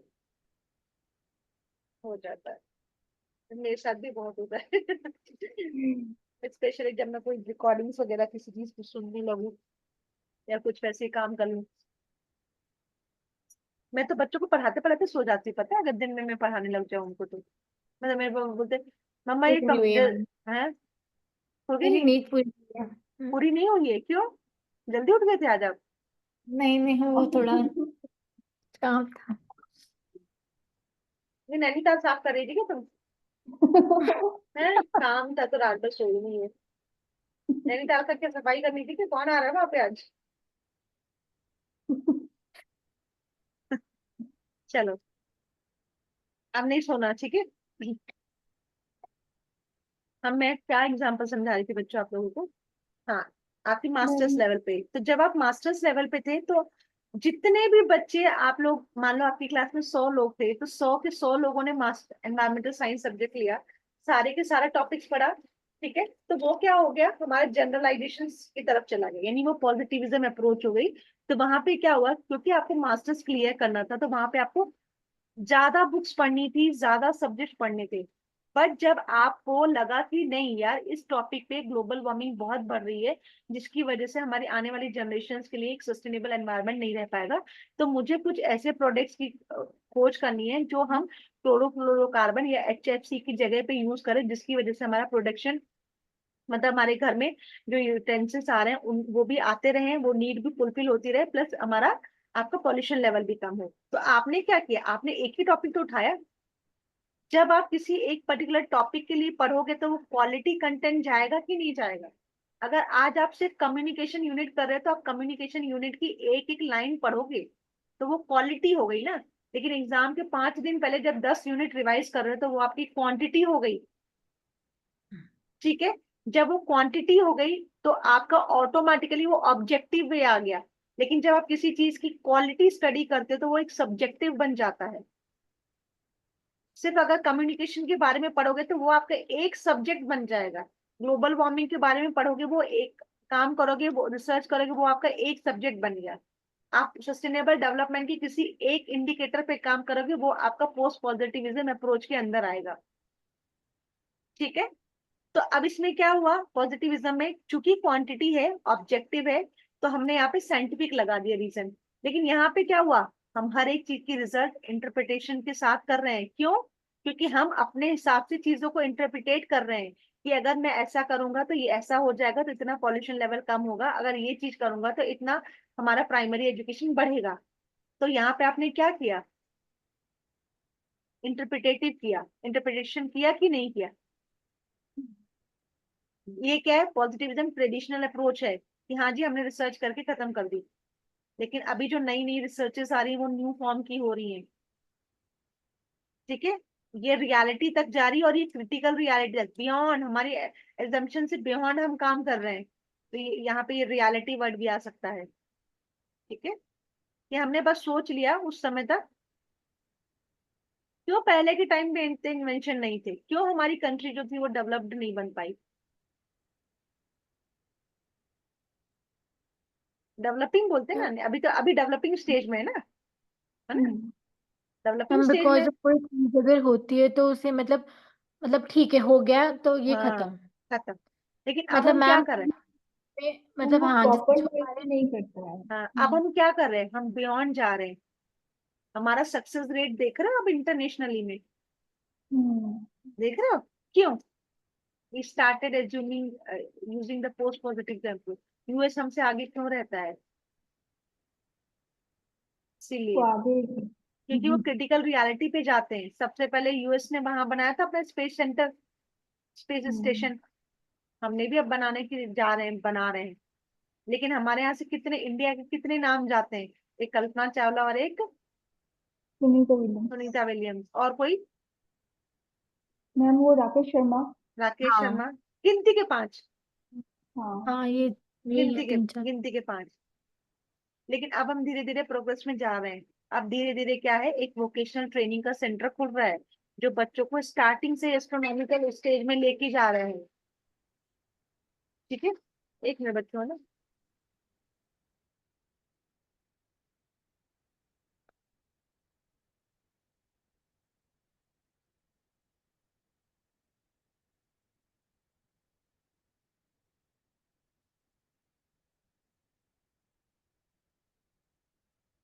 निवेदिता, बोलो। इग्नियस रॉक्स कितने, मतलब number counting, number of igneous rocks.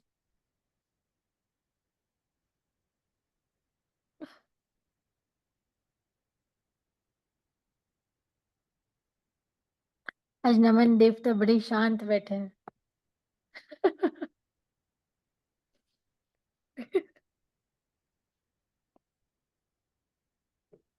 कितने हैं?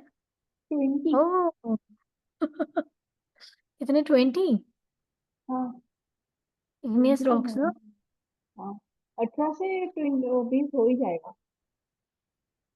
वो इसके बेसिस पे है ना कि वो वाला क्या है, इग्नियस है ना, तो ये माफिक और उसके बेसिस पे ना, एसिड और बेसिस के बेसिस पर है। और एक टर्म और था इसमें, एक एसिड बेस हो गया और एक internal external, internal intrusive external, हाँ हाँ, है वो ना? सब एक ही है, वो सब एक ही है। वो एक रॉक्स तुम्हारा इंक्लूसिव जा रहा है, एक रॉक्स एक्सक्लूसिव जा रहा है, एक ही रॉक्स है, ठीक है ना। वो उसमें वो तुम बोल मत हो जाना, ठीक है ना। नहीं नहीं, मतलब जैसे ये है ना कि इंट्रूसिव अलग है और एक्सट्रूसिव अलग है। हाँ ये दोनों अलग है, बट तुम जो वो बोल रही हो ना, वो, हाँ, बेस जो दोनों है। फाइन ग्रेन फिर लार्ज क्रिस्टल्स, वो सब एक ही रॉक्स है, ठीक है ना। एक रॉक्स तुम्हारा एक्सक्लूसिव में जाएगा, एक रॉक्स इंक्लूसिव में आएगा, बस इतना तुम समझ रखो। मतलब लेकिन कोर्स फाइन जो ये है ना कि अंदर हम्म, वाला कोर्स है, बाहर वाला फाइन है। फाइन है। चीजें बाहर को जा रही हैं वो उतनी फाइन हो रही हाँ है। हाँ हाँ हाँ हाँ ये है, और एसिड बेस तो दोनों रहेंगे, कोई भी एसिड कोई भी बेस हो हाँ सकता है हाँ। तुम अंदर बाहर। एक्सक्लूसिव में एसिड बेस दे सकती हो, और भी जो क्या था, बेसिक रॉक्स को भी दे सकते हो एक्सक्लूसिव में, फिर से वो इंटरनल भी हो जाएगा, वो इंक्लूसिव जो है, ठीक हाँ है ना। वो तो वो कह रहे हैं। हाँ, 20, हाँ 18 से 20 रॉक्स है, वो तुम टोटल सिर्फ इंट्रिंसिक और उसमें, एक्सक्लूसिव। हाँ हाँ हाँ, वो तुम सिर्फ उस दोनों के ऊपर डिपेंड करके कर दो, हो जाएगा, और ठीक है ना। सेडिमेंट्री में क्या है? सेडिमेंट्री में सेडिमेंट्री अभी तक क्लास्टिक और मैंने नॉन, नहीं करा। नहीं डिवीजन जो है सेडिमेंट्री का वो क्लास्टिक और नॉन क्लास्टिक में क्लास्टर है। नॉन क्लास्टर, हाँ वो दो तीन और है, जो एक वो आर्जिनिक वो तो उसके अंदर है, हाँ प्लास्टिक के। हाँ हाँ बस इसमें तो और कोई टर्म नहीं, इसमें सिर्फ यही टर्म है कि नहीं, ये क्लास्टिक हाँ। Non clastic. और एक है इनऑर्गेनिक ऑर्गेनिक, इनऑर्गेनिक ऑर्गेनिक के तौर पे तुम कर सकते हो। तो क्लास्टिक नॉन क्लास्टिक में नहीं करेंगे क्या? हाँ वो भी कर सकते हो, और वो इनऑर्गेनिक उसमें ऑर्गेनिक क्या है? अच्छा वो तो उसमें है। नहीं नहीं, हाँ बोलो। एक बार देख लेंगे, फिर बोलेंगे, ठीक है ना। समझ लिया अभी पूरा। तक मैंने करा सेडिमेंट्री नहीं। रॉ पर मिश्रित रॉ। सॉरी कोई नहीं मैम, मुझे पता चल रहा तुम लोगों को समझ, तुम लोगों को उसमें जियो साइंस में बड़ी टाइम बड़ा दिक्कत हो रहा है। मैम उसमें ना थोड़ा टाइम, मतलब थोड़ा हम हमारी वजह से भी थोड़ा टाइम लग गया, क्योंकि वो समझने में हम पूछते रहते हैं तो। अभी देखो तुम लोग ना उसको समझो, मतलब और खुद भी थोड़ा सेल्फ स्टडी भी करो, क्योंकि जब तक आप सेल्फ स्टडी नहीं करोगे ना चीज समझ नहीं आएंगी। फिर हम दोबारा भी क्लास कंडक्ट कराएंगे, ऐसे थोड़ी कि नहीं होगा, दिक्कत है तो नहीं कराएंगे। ऐसे कोई वो नहीं है कि नहीं करेंगे, क्लास में करेंगे भाई। ऐसा किसने बोल दिया कि नहीं करेंगे आप?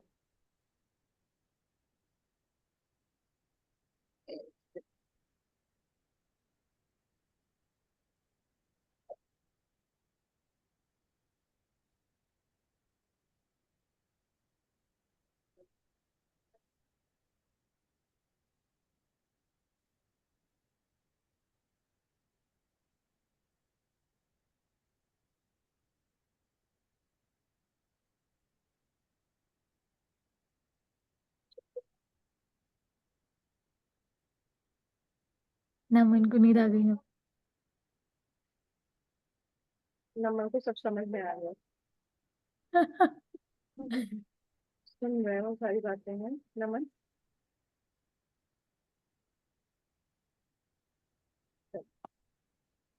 मैम ठीक है। 12:30 हो गया। हाँ ये समझ आया बच्चों, ये वाला पॉइंट समझ में आ गया, पॉजिटिविज्म एंड पोस्ट पॉजिटिविज्म कैसे। अब जो अगर पॉजिटिविज्म है उसमें मेरा डिडक्टिव मेथड है, तो मैंने कहा ये क्वांटिटी है। तो ये बात आपको ध्यान रखना कि जब आप क्वांटिटी के बारे में बात कर रहे हो तो आप जनरलाइजेशन से पर्टिकुलर की तरफ जा रहे हो। क्यों? क्योंकि वो जो रिसर्च है वो हमने क्वांटिटी लेवल पे कर ली है, तो वो जनरलाइजेशन पे आ गई है, जनरलाइजेशन पे आ गई है तो वो पर्टिकुलर पे जाएगी।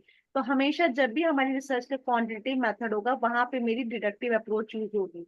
जहां डिडक्टिव अप्रोच यूज हो गई वहां पे आपका ऑब्जेक्टिविटी आ गई। ठीक है। सेम अगर आप क्वालिटेटिव मेथड को अगर याद करते हो, मतलब क्वालिटी को समझते हो, तो क्वालिटी मतलब इंडक्टिव। क्वालिटी इंडक्टिव कैसे? क्योंकि जब मैं क्वालिटी के बारे में एक एक एक पर्टिकुलर पॉइंट के बारे में रिसर्च कर रही हूँ, तो मुझे उसके लिए सब्जेक्टिव स्टडी करनी पड़ेगी। अगर मैं सब्जेक्टिव स्टडी करूंगी तो मुझे वहां पे इंडक्टिव अप्रोच को लेके आना पड़ेगा। क्यों? क्योंकि मैं एक पर्टिकुलर छोटी सी रिसर्च, छोटे से सैंपल लेकर के सर्च करूंगी और फिर उसको जाकर के मैं जनरलाइजेशन करूंगी। अब जैसे मेरी एक रिसर्च है वो पॉजिटिविज्म पे आके खत्म हो गई। जैसे सपोज करो कि हमने टेलीफोन इन्वेंट किया था, पहले बड़े बड़े रिंग रिंग वाले फोन आते थे, ठीक है। वो वहां पे मेरी रिसर्च खत्म हो गई। और उस टाइम पे जिनके घरों में फोन होता था वो वैसे वाले फोन होते थे, ठीक है। फिर धीरे धीरे क्या हुआ कि उस फोन को इस तरीके से लाया गया कि यार भाई, अगर मान लो मेरा फोन रखा है एक कमरे में और मेरे घर है 4 फ्लोर का, तो हमें क्या है कि फोन जब तक बज रहा है और जब तक हम वहां पिक करने जा रहे हैं तो तब तक वो फोन कट जा रहा है। तो क्या इन्वेंट हुआ कि हमें कुछ ऐसी चीज इन्वेंट करनी कि जिसको हम हमारे घर के जहां तक नेटवर्क आ रहा है उस फोन को लेके हम बात कर सकते हैं। तो उस समय कैसे आए फोन? वायरलेस फोन आए।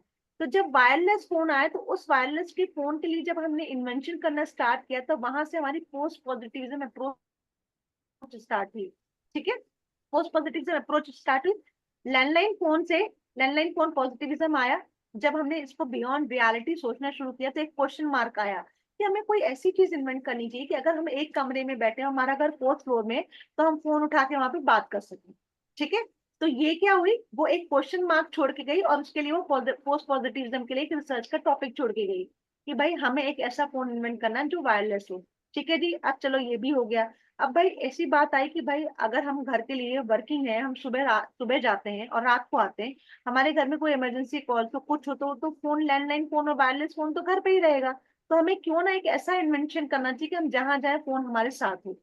तो उसके लिए क्या इन्वेंशन हुआ? मोबाइल फोन का इन्वेंशन हुआ। तो हर एक एक लास्ट की अप्रोच एक क्वेश्चन मार्क छोड़ के जा रही है। वो जो क्वेश्चन मार्क छोड़ के जा रही है वो अगले टॉपिक के लिए एक रिसर्च बन रही है जहां पे हम इंडक्टिव अप्रोच यूज करेंगे। क्यों? क्योंकि जब हम रिसर्च करते हैं तो हमें एक छोटा सा सैंपल लेना होता है। जब वो छोटा सा सैंपल सक्सेस होता है तब जाके हम उसको जनरलाइजेशन में लेके जाते हैं। तो always in quantitative method we are using the deductive approach. Deductive approach है तो ऑटोमेटिकली आपकी क्वांटिटेटिव जो है वो ऑब्जेक्टिव रिसर्च में चली जाएगी, ऑब्जेक्टिव मेथड में चली जाएगी। और जब आपकी क्वालिटेटिव रिसर्च है तो हमेशा वो सब्जेक्टिव में आएगी, और सब्जेक्टिव है तो वो इंडक्टिव अप्रोच आएगी। ठीक है, ये क्वेश्चन सीधे सीधे कई बार उसमें एरो में भी आते हैं, वो मैं अभी आपको बताऊंगी। तो ये समझ में आ गई कि पॉजिटिविज्म क्या है, पोस्ट पॉजिटिविज्म क्या है। बियॉन्ड क्रिटिकलिटी सोचना पॉजिटिविज्म। अगर हम बियॉन्ड सोच रहे हैं तो मुझे एक पर्टिकुलर टॉपिक पे काम करना पड़ेगा, इसका मतलब पर्टिकुलर टॉपिक है तो वो मेरा सब्जेक्ट बन गया। अगर मेरा सब्जेक्ट बन गया तो कुछ चीजें मुझे अपने हिसाब से इंटरप्रिटेट करके जानी पड़ेगी, इंटरप्रिटेट करके जानी पड़ेगी, तो यानी मैं इंडक्टिव अप्रोच यूज करूंगी। ठीक है। और इसमें एक लाइन आप लोग यहाँ पे एड ऑन करो कि जो पॉजिटिविज्म में है यहाँ पे हमारे हाइपोथेसिस की टेस्टिंग होती है। ठीक है, हाइपोथेसिस टेस्टिंग, और यहाँ पे थ्योरी होती है, हाइपोथेसिस थ्योरी डेवलप होती है। ये मैं पॉइंट आपको समझा रही हूँ, ठीक है। पॉजिटिविज्म में लिखो हाइपोथेसिस टेस्टिंग, ठीक है। पोस्ट पॉजिटिविज्म में हाइपोथेसिस डेवलप। अब ये हाइपोथेसिस टेस्टिंग और हाइपोथेसिस ये डेवलप कैसे है, बताओ। मैम यहाँ पे हाँ पॉजिटिविज्म में हाइपोथेसिस पे टेस्टिंग चल रहा है, वो कौन सा वाला क्यों ठीक चल है रहा वो। है? क्यों चल रहा है? क्योंकि मैंने हाइपोथेसिस ऑलरेडी क्रिएट कर लिया है। अब हाँ मुझे हाँ टेस्ट करना है कि मेरा हाइपोथेसिस जो सेकंड स्टेज में मैंने क्रिएट किया था वो मेरा कितना सही है, हाँ। वो मेरी परिकल्पना सही है कि नहीं है। और पोस्ट हम्म पॉजिटिविज्म अप्रोच में क्या है कि जब मैंने हाइपोथेसिस पोस्ट पॉजिटिविज्म के थ्रू जब मैंने कोई रिसर्च करी और उस रिसर्च में एक क्वेश्चन मार्क छोड़ा उस एंड में कि क्यों ना हमें वायरलेस फोन का इन्वेंट करना चाहिए, तो एक नई थ्योरी डेवलप हुई। नई थ्योरी डेवलप हुई तो हमने वहां पे क्या किया, एक हाइपोथेसिस को डेवलप किया। समझ आई पॉइंट बच्चों? क्योंकि हम्म वहां पे मैंने एक हाइपोथेसिस डेवलप किया ना कि हमें यार एक वायरलेस फोन इन्वेंट करना है, ये बहुत हेल्पफुल रहेगा कि भाई आने जाने में हमारे फोन कट जाते, कभी कभी ऐसा होता है कोई इमरजेंसी कॉल्स है, कुछ ऐसा है तो वो हम कैसे इन्फॉर्म करेंगे। ठीक है। तो वहां पे क्या कर रहे हैं हम, एक जब क्वेश्चन मार्क छूट रहा है हमारा पॉजिटिविज्म से तो पोस्ट पॉजिटिविज्म अप्रोच आएगी, तो वहां पे हमारी हाइपोथेसिस हम डेवलप कर रहे हैं, यानी वहां पे हमारी एक नई थ्योरी डेवलप होगी। और उस नई थ्योरी जब डेवलप हो गई और जब हम उसको पॉजिटिविज्म अप्रोच में लेके आएंगे तो तब हमारी वो हाइपोथेसिस की टेस्टिंग हो जाएगी। और हाइपोथेसिस की टेस्टिंग जो होती है हमारे कलेक्शन ऑफ डेटा के टाइम पे होती है। ठीक है, ये समझ आया? Simple, quantity deductive, quality inductive, quantity objective, quality subjective, subjective critical reality. ठीक है, जहां पे मैम सब्जेक्टिव जो आई। हम्म, जो हाइपोथेसिस होता है वो तो यही होता है ना जिस चीज का अभी एक थ्योरी फॉर्मेट में पड़ी है, जो हम चीजें सोची हैं, हाँ ठीक है। तो वो पर हम जब आप एक जब तरफ। जब आप रिसर्च करोगे ना, तो उस रिसर्च के स्टेप में सबसे पहले तो एक प्रॉब्लम आप डिफाइन करोगे। ठीक है। आपने प्रॉब्लम डिफाइन करी, एक ऐसी चीज बनानी है जो आप कहीं पे भी मूवमेंट करो, आप बात कर सको। ठीक है। तो वो एक प्रॉब्लम थी, वो प्रॉब्लम आपने डिफाइन करी। उस प्रॉब्लम के बाद आपने एक हाइपोथेसिस को डेवलप किया। क्या डेवलप किया कि अगर ये चीज बन जाती है तो एक तो टेलीकॉम कंपनी का बिजनेस होगा, प्लस लोगों के लिए एक्सेसिबिलिटी इजी होगी। ये आपने परिकल्पना की। उस परिकल्पना को बनाने के लिए आपने लिटरेचर रिव्यू पढ़े, बुक्स पढ़ी, एक्सट्रैक्ट्स पढ़े, देखा कि कैसे रिसर्च करना है, कैसे चीजें करनी है, कैसे टावर लगाने, कैसे कनेक्शंस को खींचना है, वो सब किया। फिर आपने डेटा को कलेक्शन किया। डेटा को कलेक्शन करने के बाद आपने एनालाइज किया। एनालाइज के बाद जो रिपोर्ट बनाते हो ना, वहां पे एक्चुअली आपके हाइपोथेसिस, जब आप डेटा कलेक्ट करते हो ना, तो वहां पे से आपकी हाइपोथेसिस टेस्टिंग शुरू हो जाती है नई रिसर्च के लिए। वो तो मैं समझ गया। हाँ इसमें मेरा क्वेश्चन ये जैसे डिडक्टिव अप्रोच है, मतलब जनरलाइजेशन से एक पर्टिकुलर पे आना। हाँ ठीक है। अगर सपोज करो हम मोबाइल फोन की एग्जांपल देते हैं, हम्म। तो वो जनरलाइजेशन होगी उसकी। हाँ ठीक है। ओके, तो उसको हम पर्टिकुलर पे लाने के लिए हाइपोथेसिस टेस्टिंग क्यों करें? हाइपोथेसिस टेस्टिंग तो तब करेंगे ना कि जैसे उसको पर्टिकुलर से जनरलाइजेशन में लेकर जाए। हाँ तो हाइपोथेसिस को तभी करो। अब आप, अगर आपने फोन लेके आए हो, मान लो मोबाइल फोन आप जनरलाइजेशन से पर्टिकुलर पे लेके आए हो, तो उस लेके आने के लिए भी तो आपने हाइपोथेसिस की टेस्टिंग करी है ना, तभी तो वो आया ना। पहले तो आपने हाइपोथेसिस की टेस्टिंग कर ली ना, परिकल्पना तो पहले बना ली ना उसको स्टार्ट करने से पहले। तो उसके बाद जब आपने टेस्टिंग करी तो आपने कहा हाँ जी ये सक्सेसफुल है, तो वो सक्सेसफुल हुआ, आपकी वो रिसर्च कंप्लीट हो गई। वो रिसर्च एक हम्म। क्वेश्चन मार्क, अगर आप समझदार हो तो उस रिसर्च में से भी एक क्वेश्चन ढूंढ लोगे, हम्म। और आप उसके लिए एक नया टॉपिक ढूंढ लोगे। आपको क्या लगता है जो सालों से रिसर्च चल रही है सेम टॉपिक पे चल रही है? कतई नहीं चल रही है। हम्म। आप दे हम्म। भी नहीं सकते हो, वहीं पे रिजेक्ट हो जाएगा, आपके सिनॉप्सिस स्टेज पे ही रिजेक्शन हो जाएंगी। ये दूसरा कौन सा कदम पोस्ट पॉजिटिविज्म में हाइपोथेसिस?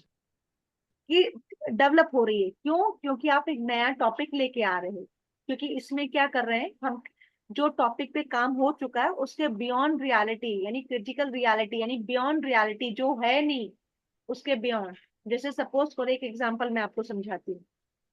ब्यूटी प्रोडक्ट्स बन चुके हैं मार्केट में, ठीक यस मैम। है ना? जैसे हम कहते हैं विंटर आ रहे हैं, आप वेस्लिन यूज कर लो, ट्राई करेगा। क्यों? क्योंकि ये रिसर्च पहले हो चुकी है, हाइपोथेसिस टेस्टिंग हो चुकी है। हमारी अप्रोच क्या थी कि जनरलाइजेशन से द पर्टिकुलर पे। मुझसे आपने पूछा मैम मेरे ना विंटर्स में स्किन बहुत ड्राई हो जाती है, तो व्हाट आई सेड कि आप वैसलीन यूज कर लो। ठीक है, तो वो अप्रोच मेरी हो चुकी है। लेकिन उस वैसलीन के बाद कई जगह ऐसा आया कि वो सबको सूट नहीं करती।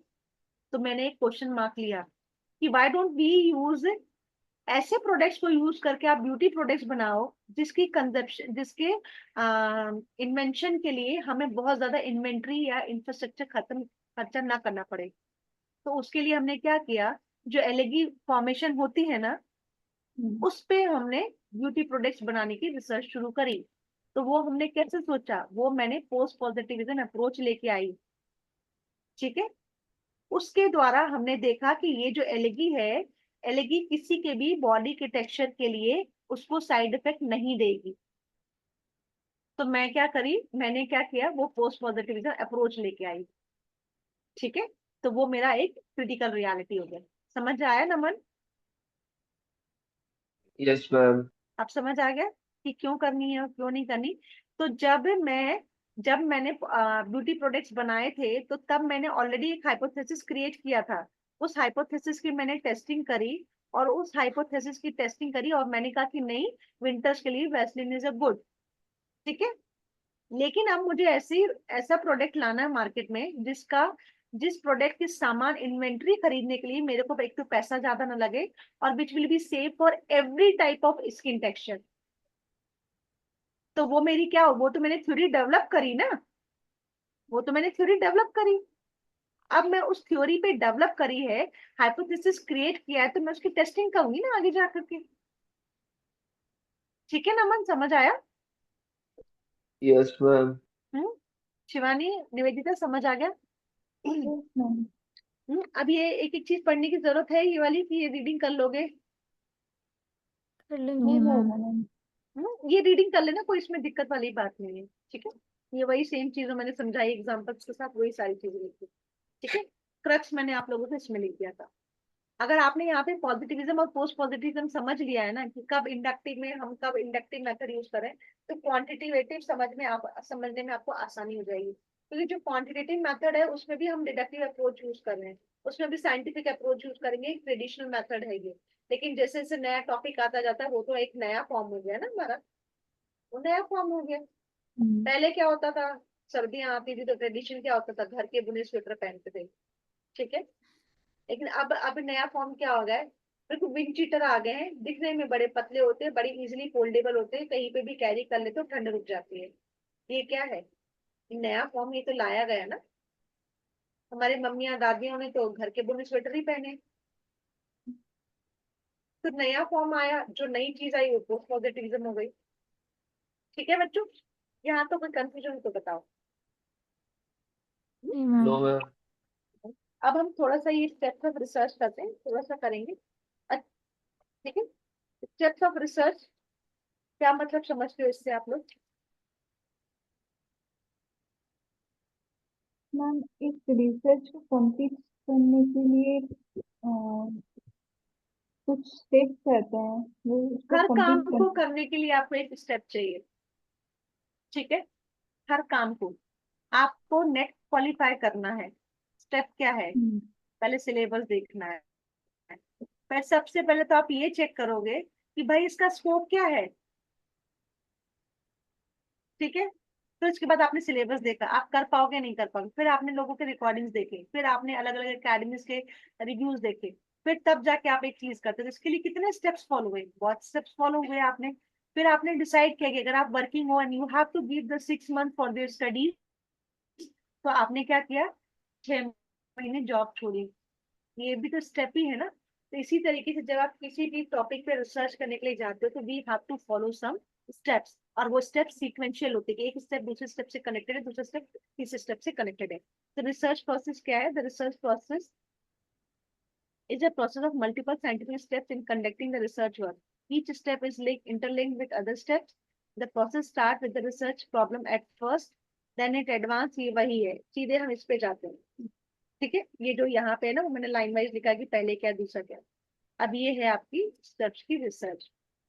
सबसे पहले आप क्या करते हो, किसी प्रॉब्लम को आइडेंटिफाई करा। अरे भाई रिसर्च करनी, कुछ तो बताओगे किस पे रिसर्च करनी है, ऐसे थोड़ी उठ के चले जाओगे, ठीक है।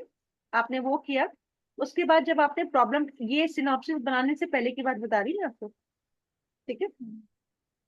प्रॉब्लम अपने लेवल पे आपने डिफाइन करी, फिर क्या किया आपने, रिव्यू द लिटरेचर। लिटरेचर का मतलब कि उस पर्टिकुलर टॉपिक पे रिसर्च पहले हो चुकी है, ठीक है। रिसर्च पहले हो चुकी है, तो आपने मतलब उस टॉपिक से, जैसे सपोज करो कि हेयर फॉल शैम्पू पे रिसर्च ऑलरेडी हो चुकी है और शैम्पू क्रिएट हो चुका है, बट आपको क्या करना है, आपको सीजन वाइज काम करना है। तो आपने पहले प्रॉब्लम डिफाइन करी कि हाँ जी बड़ी प्रॉब्लम है, मुझे हेयर फॉल पे काम करना है। फिर आपने जब लिटरेचर रिव्यू किया तो आपको पता चला जी हेयर फॉल पे तो ऑलरेडी काम हो गया है, लेकिन आपका फेवरेट टॉपिक यही है। तो आपने क्या किया, उस रिसर्च प्रॉब्लम को रीडिफाइन करके उसको और छोटे में लेके आ गए। क्योंकि अगर आपको सीजन वाइज भी कोई प्रोडक्ट का चेक करनी है तो जब तक वो नेक्स्ट ईयर एक सीजन आएगा नहीं तब तक आप उसकी चेक कैसे कर पाओगे। पहला 1 साल तो आपको लगेगा उस प्रोडक्ट को बनाने में, अगले साल पे आप उसको चेक करोगे, तीसरे साल पे आप उसका इफेक्ट देखोगे, चौथे साल पे आप उसका रिपोर्ट दोगे, हो गए 4 साल पीएचडी के। तो आप क्या करोगे, जो प्रॉब्लम आपने डिफाइन करी है उसको पूरा तरीके से, उसका पूरा खंगालोगे, किसने कितनी रिसर्च करी है, क्या टॉपिक में करी है, कैसे कंटेक्स्ट ले सकते हो, डेटा आपको कहाँ से, मतलब उसके रिगार्डिंग जितने भी, और ये शोध गंगा साइट्स हैं कि जिन जिन टॉपिक्स पे रिसर्च हो जाती है वो उसमें डलती है, और जिन टॉपिक पे चल रही होती है वो गंगोत्री में डलती है, ठीक है। आपने उनके थ्रू देखा, या जैसे आप गूगल करते हो ना, गूगल पे एक्सट्रैक्ट देखते हो, ग्लोबल टॉपिक मिल जाएगा। तो लिटरेचर रिव्यू किया, ठीक है, आपका टॉपिक डिसाइड हो गया, लिटरेचर रिव्यू हो गया कि अगर जी एक ऐसा शैम्पू आ जाएगा ना, तो हमारी जो मेरा जो फ्यूचर प्लान था कि एक फार्मास्यूटिकल कंपनी के तो परमानेंट बिजनेस हो गया, प्लस जो वाकई में हेयर ट्रांसप्लांट जो बड़ी बड़ी कंपनीज बाहर की कंपनीज आकर के हमारे यहाँ सेटअप डाल दी हैं, तो हमारा जो इकोनॉमिक ग्रोथ है वो हमारे इंडिया में ही रह जाएगा। पॉइंट सही है नहीं है? आपने हाइपोथेसिस किया, हाइपोथेसिस तो यही होगा ना कि अगर ऐसा ऐसा होगा तो हम क्या क्या करेंगे, हम क्यों करना चाहते हैं ये सब चीजें। अगर अगर हमारी कंट्री ही डेवलप रहेगी तो हमें बाहर जाके काम करने की जरूरत ही नहीं है। अगर आपके कोई नियर और डियर वंस किसी काम के लिए बाहर जाते हैं तो उनको जरूरत ही नहीं है, तो आपका बिजनेस सेट, आपकी पॉपुलेशन का बिजनेस सेट। तो क्या हुआ, ये हाइपोथेसिस क्या हुआ, ये परिकल्पना आपने पहले क्रिएट कर ली रिसर्च कंडक्ट करने की पहले। फिर आपने डिजाइनिंग करी कि आप कौन कौन सैम्पलिंग करी कि कौन कौन से डेटा यूज करोगे, किस मेथड से करोगे, कैसे करोगे। Then you started doing the collection of the data. Data को कलेक्ट कर दिया और उसके बाद फिर डेटा को एनालाइज करोगे कि हाँ डेटा मैंने कलेक्ट कर लिया, मैंने अलग अलग सिस्टम्स लगा के देखा डेटा, हाँ मेरा ये जो इंग्रेडिएंट मैंने यूज किया है, हाँ वो मेरे हेयर फॉल के लिए यूजफुल है, और स्पेशली जो सीजन वाइज हेयर फॉल है उसमें यूजफुल हो रहा है। फिर आपने चीजों को इंटरप्रेट करके रिपोर्ट डाल दी। ठीक है। मैम फिर इसका सिनॉप्सिस जाएगा। हाँ, लास्ट में रिपोर्ट और थीसिस और सिनॉप्सिस सेम चीज होती है। ठीक है, ये स्टेप्स आपको फॉलो करने हैं, बना के मैम देना और साथ भी करने हैं। मैम ठीक है, मतलब जिस समय एडमिशन्स वगैरह होते हैं तो उस समय जाती है ना सिनॉप्सिस। हाँ सिनॉप्सिस जाती भी है, प्लस ये सब आपको पहले स्टडी करनी है और ये फिर बाद में आपको फॉलो भी करना है 4 साल तक। हाँ, मम्मी की एडमिशन के 6 months बाद होता है सिनेप्सिस। सिनॉप्सिस तो हाँ देखो, सिनॉप्सिस हाँ और thesis is the same word. Thesis हाँ। राइटिंग और synopsis is the same word. Defining problem को भी आप सिनॉप्सिस एक वर्ड बोल सकते हो, इसमें कोई वो बड़ी वाली बात नहीं, क्योंकि आप कुछ तो उनको बताओगे ना, हम्म रूपरेखा तो बताओगे यार। रिसर्च प्रपोजल कह सकते हो आप इसको, हम्म। रिसर्च प्रपोजल कह सकते हो कि आपने इस टॉपिक पे रिसर्च करना चाहते हो। ठीक है, तो इसको जैसे अगर इजी वे अगर मैं देखूं तो इसको याद करने का, PhD CAR। ठीक है, हमारे ऑफलाइन के बच्चों ने निमोनिक्स पढ़ा था, PhD करो और कार में बैठ के चले जाओ। तो PhD का मतलब प्रॉब्लम डिफाइनिंग।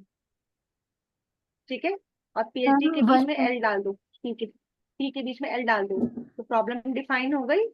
फिर आपने क्या किया, लिटरेचर रिव्यू कर दिया, फिर एच से हाइपोथेसिस डेवलप क्रिएट कर लिया, फिर आपने डिजाइनिंग कर ली रिसर्च के लिए, फिर डेटा को कलेक्ट कर दिया, फिर एनालाइज किया और फिर रिपोर्ट दे दी।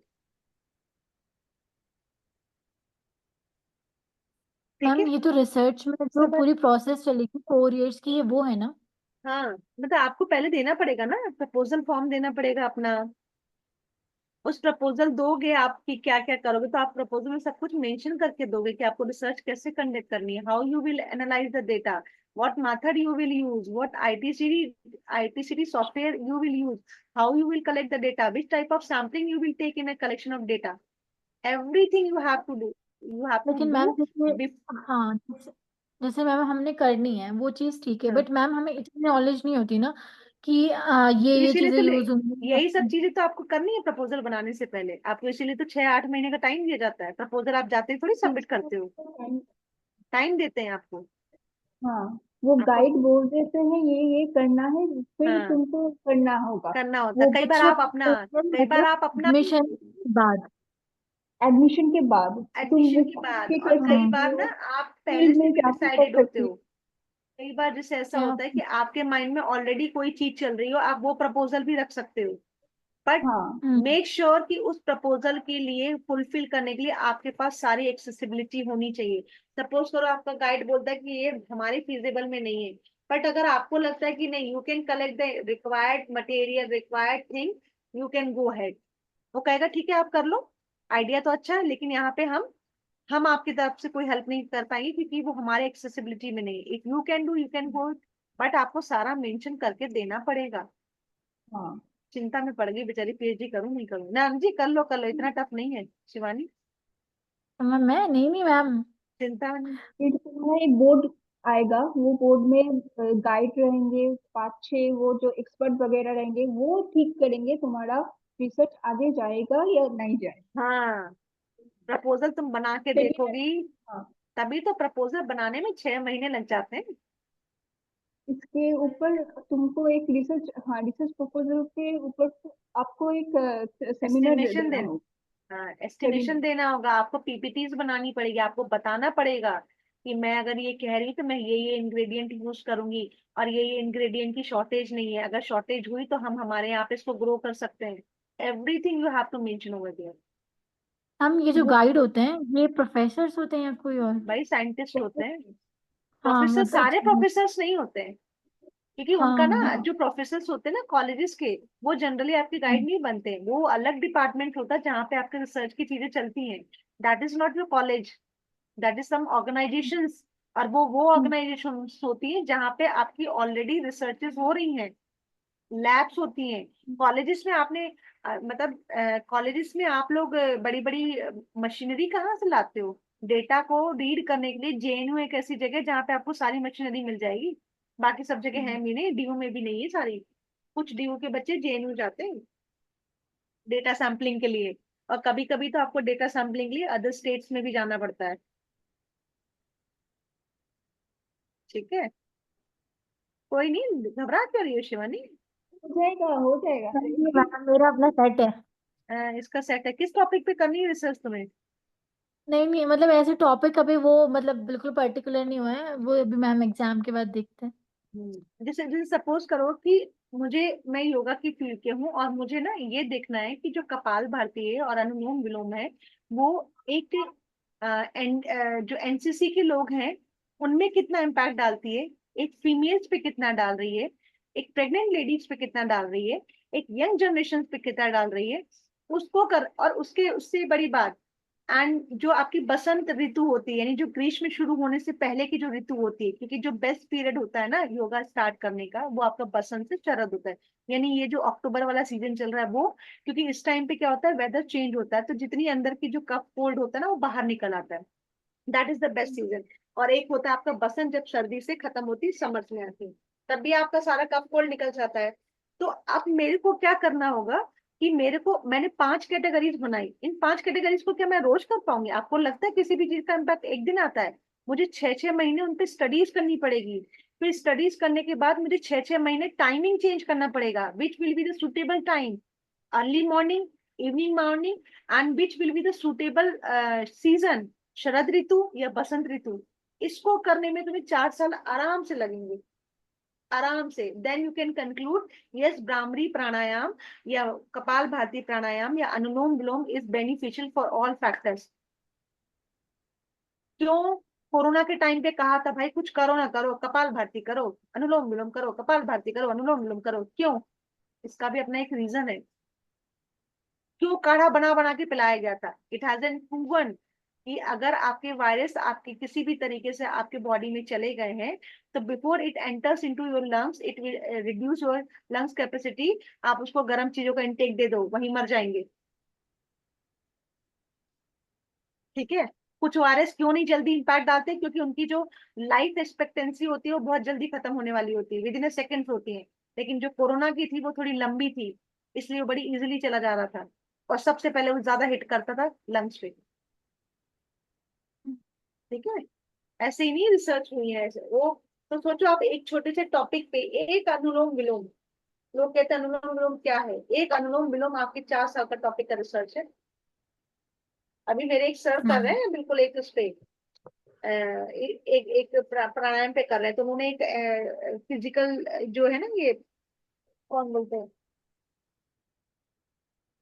जो फिजिकल एजुकेशन के जो टीचर्स होते हैं, जो आपके पीटी और गाइड होते हैं जो स्कूल्स में, उन पे रिसर्च चल रही है हम्म। उनकी, उन पे रिसर्च चल रही है। तो मैम ऐसे एक चीज और पूछनी है। हाँ। मैम जैसे ये रिसर्च का प्रोसेस होता है ना, मतलब मुझे मुझे ना वैसे मतलब चीजें हैं कि बट मैं मतलब जो प्रोसीजर होता है 4 इयर्स का पूरा हम्म, टोटल, हाँ। मुझे ना मैम ये नहीं पता है, बिल्कुल नहीं पता है। अच्छा। मतलब क्या चीजें, जैसे मैम बोलते हैं कि जैसे आजकल तो सब कुछ डिजिटल हो गया, तो हम्म, मैम अब वो चीजें रही नहीं कि आप जितना भी डेटा है आप वो नोट डाउन करोगे। सारा कुछ कंप्यूटराइज होगा। तो मैम जैसे मान लो हम कोई रिसर्च या जो भी मतलब कर रहे हैं अपना मतलब डेटा वगैरह कलेक्ट कर रहे हैं, तो उसके लिए मैम लैंग्वेजेस की जरूरत भी होती है, कंप्यूटर लैंग्वेजेस की लैंग्वेज जरूरत की। नहीं होती है, नहीं उसकी जरूरत नहीं होती है, लेकिन आपको डेटा कलेक्ट कहाँ से करोगे? आपको अलग अलग अलग जगह से डेटा कलेक्ट करने के लिए जाना पड़ता है। अभी एक विकास है हमारा last to last year batch का है, जेआरएफ है अभी डीओ में, ठीक है। अभी वो मुझे उस दिन 4-5 दिन पहले मेरे पास फोन आया कि मैम मैं ना बाहर गया हुआ था डेटा सैंपलिंग के लिए। तो आपको अलग अलग जगह जाना पड़ता है। तो जब आप सिर्फ इसमें ये नहीं कि 4 साल आप क्या करोगे, 4 साल लग जाते हैं, पता है आपको। नहीं नहीं मैम, वो तो ठीक है मैम, वो तो मुझे हम्म। पता है कि पूरा फील्ड वर्क है। हाँ, फील्ड वर्क है। I know. मतलब हाँ, मुझे बस ये जानना है कि ये जो कंप्यूटराइज है इसमें लैंग्वेजेस, जैसे बहुत सारी लैंग्वेज होती है अपनी कंप्यूटर की, तो वो तो नहीं नहीं जरूरत नहीं होती क्योंकि नहीं मैम वो नहीं हमें नहीं आती है। नहीं, वो नहीं, आपको एक पीपीटी के फॉर्म में एक अपना प्रेजेंटेशन देना होगा, ठीक है। जब आपकी लास्ट में थीसिस कॉन्फ्रेंसेस होती है ना, तो आपको you have to present that on this you have to work, you have collected the data from here. उन डेटा का आपको पता है, फोटोग्राफ्स, आप जहां जाते हो सारी चीजें आपको कलेक्ट करके रखनी पड़ती हैं। हाँ आपने किसी से हेल्प ली है, आपने क्वेश्चनरी बनाई, that also you have to put in your PPT that these type of questionnaires I have made so that no one can challenge your research। और अगर उस केस में भी चैलेंज हो गई तो फिर से आपको काम करना पड़ता है, पता है। और मैम जैसे ये होता है ना लिखने का हिसाब, लिखने का आप देखो, आजकल आपका पीपीटीज आपकी कंप्यूटर पे बनेगी, लेकिन आप लिखोगे कैसे? जब डेटा कलेक्ट करोगे, जाओगे, एक्सपीरियंस लोगे, तभी तो लिखोगे। और अपने नहीं आप नहीं नहीं मैम, मतलब मैम वो सब हो गया। हाँ हाँ, वो आपको अच्छा लिखना जो नॉर्मल, पीपीटी पीपीटी तो नॉर्मल होती है। हाँ हाँ मैम, वो तो मैम ठीक है, वो तो मैम बनाएंगे कॉलेज में भी, उस लेवल तक आते आते सीख जाएंगे। एक्स्ट्रा ऑर्डिनरी नॉलेज हो जाएगा। नहीं हाँ वो 6 months रहते हैं तब भी अभी सीखने चीजें के लिए। लग रही है शायद से। हाँ।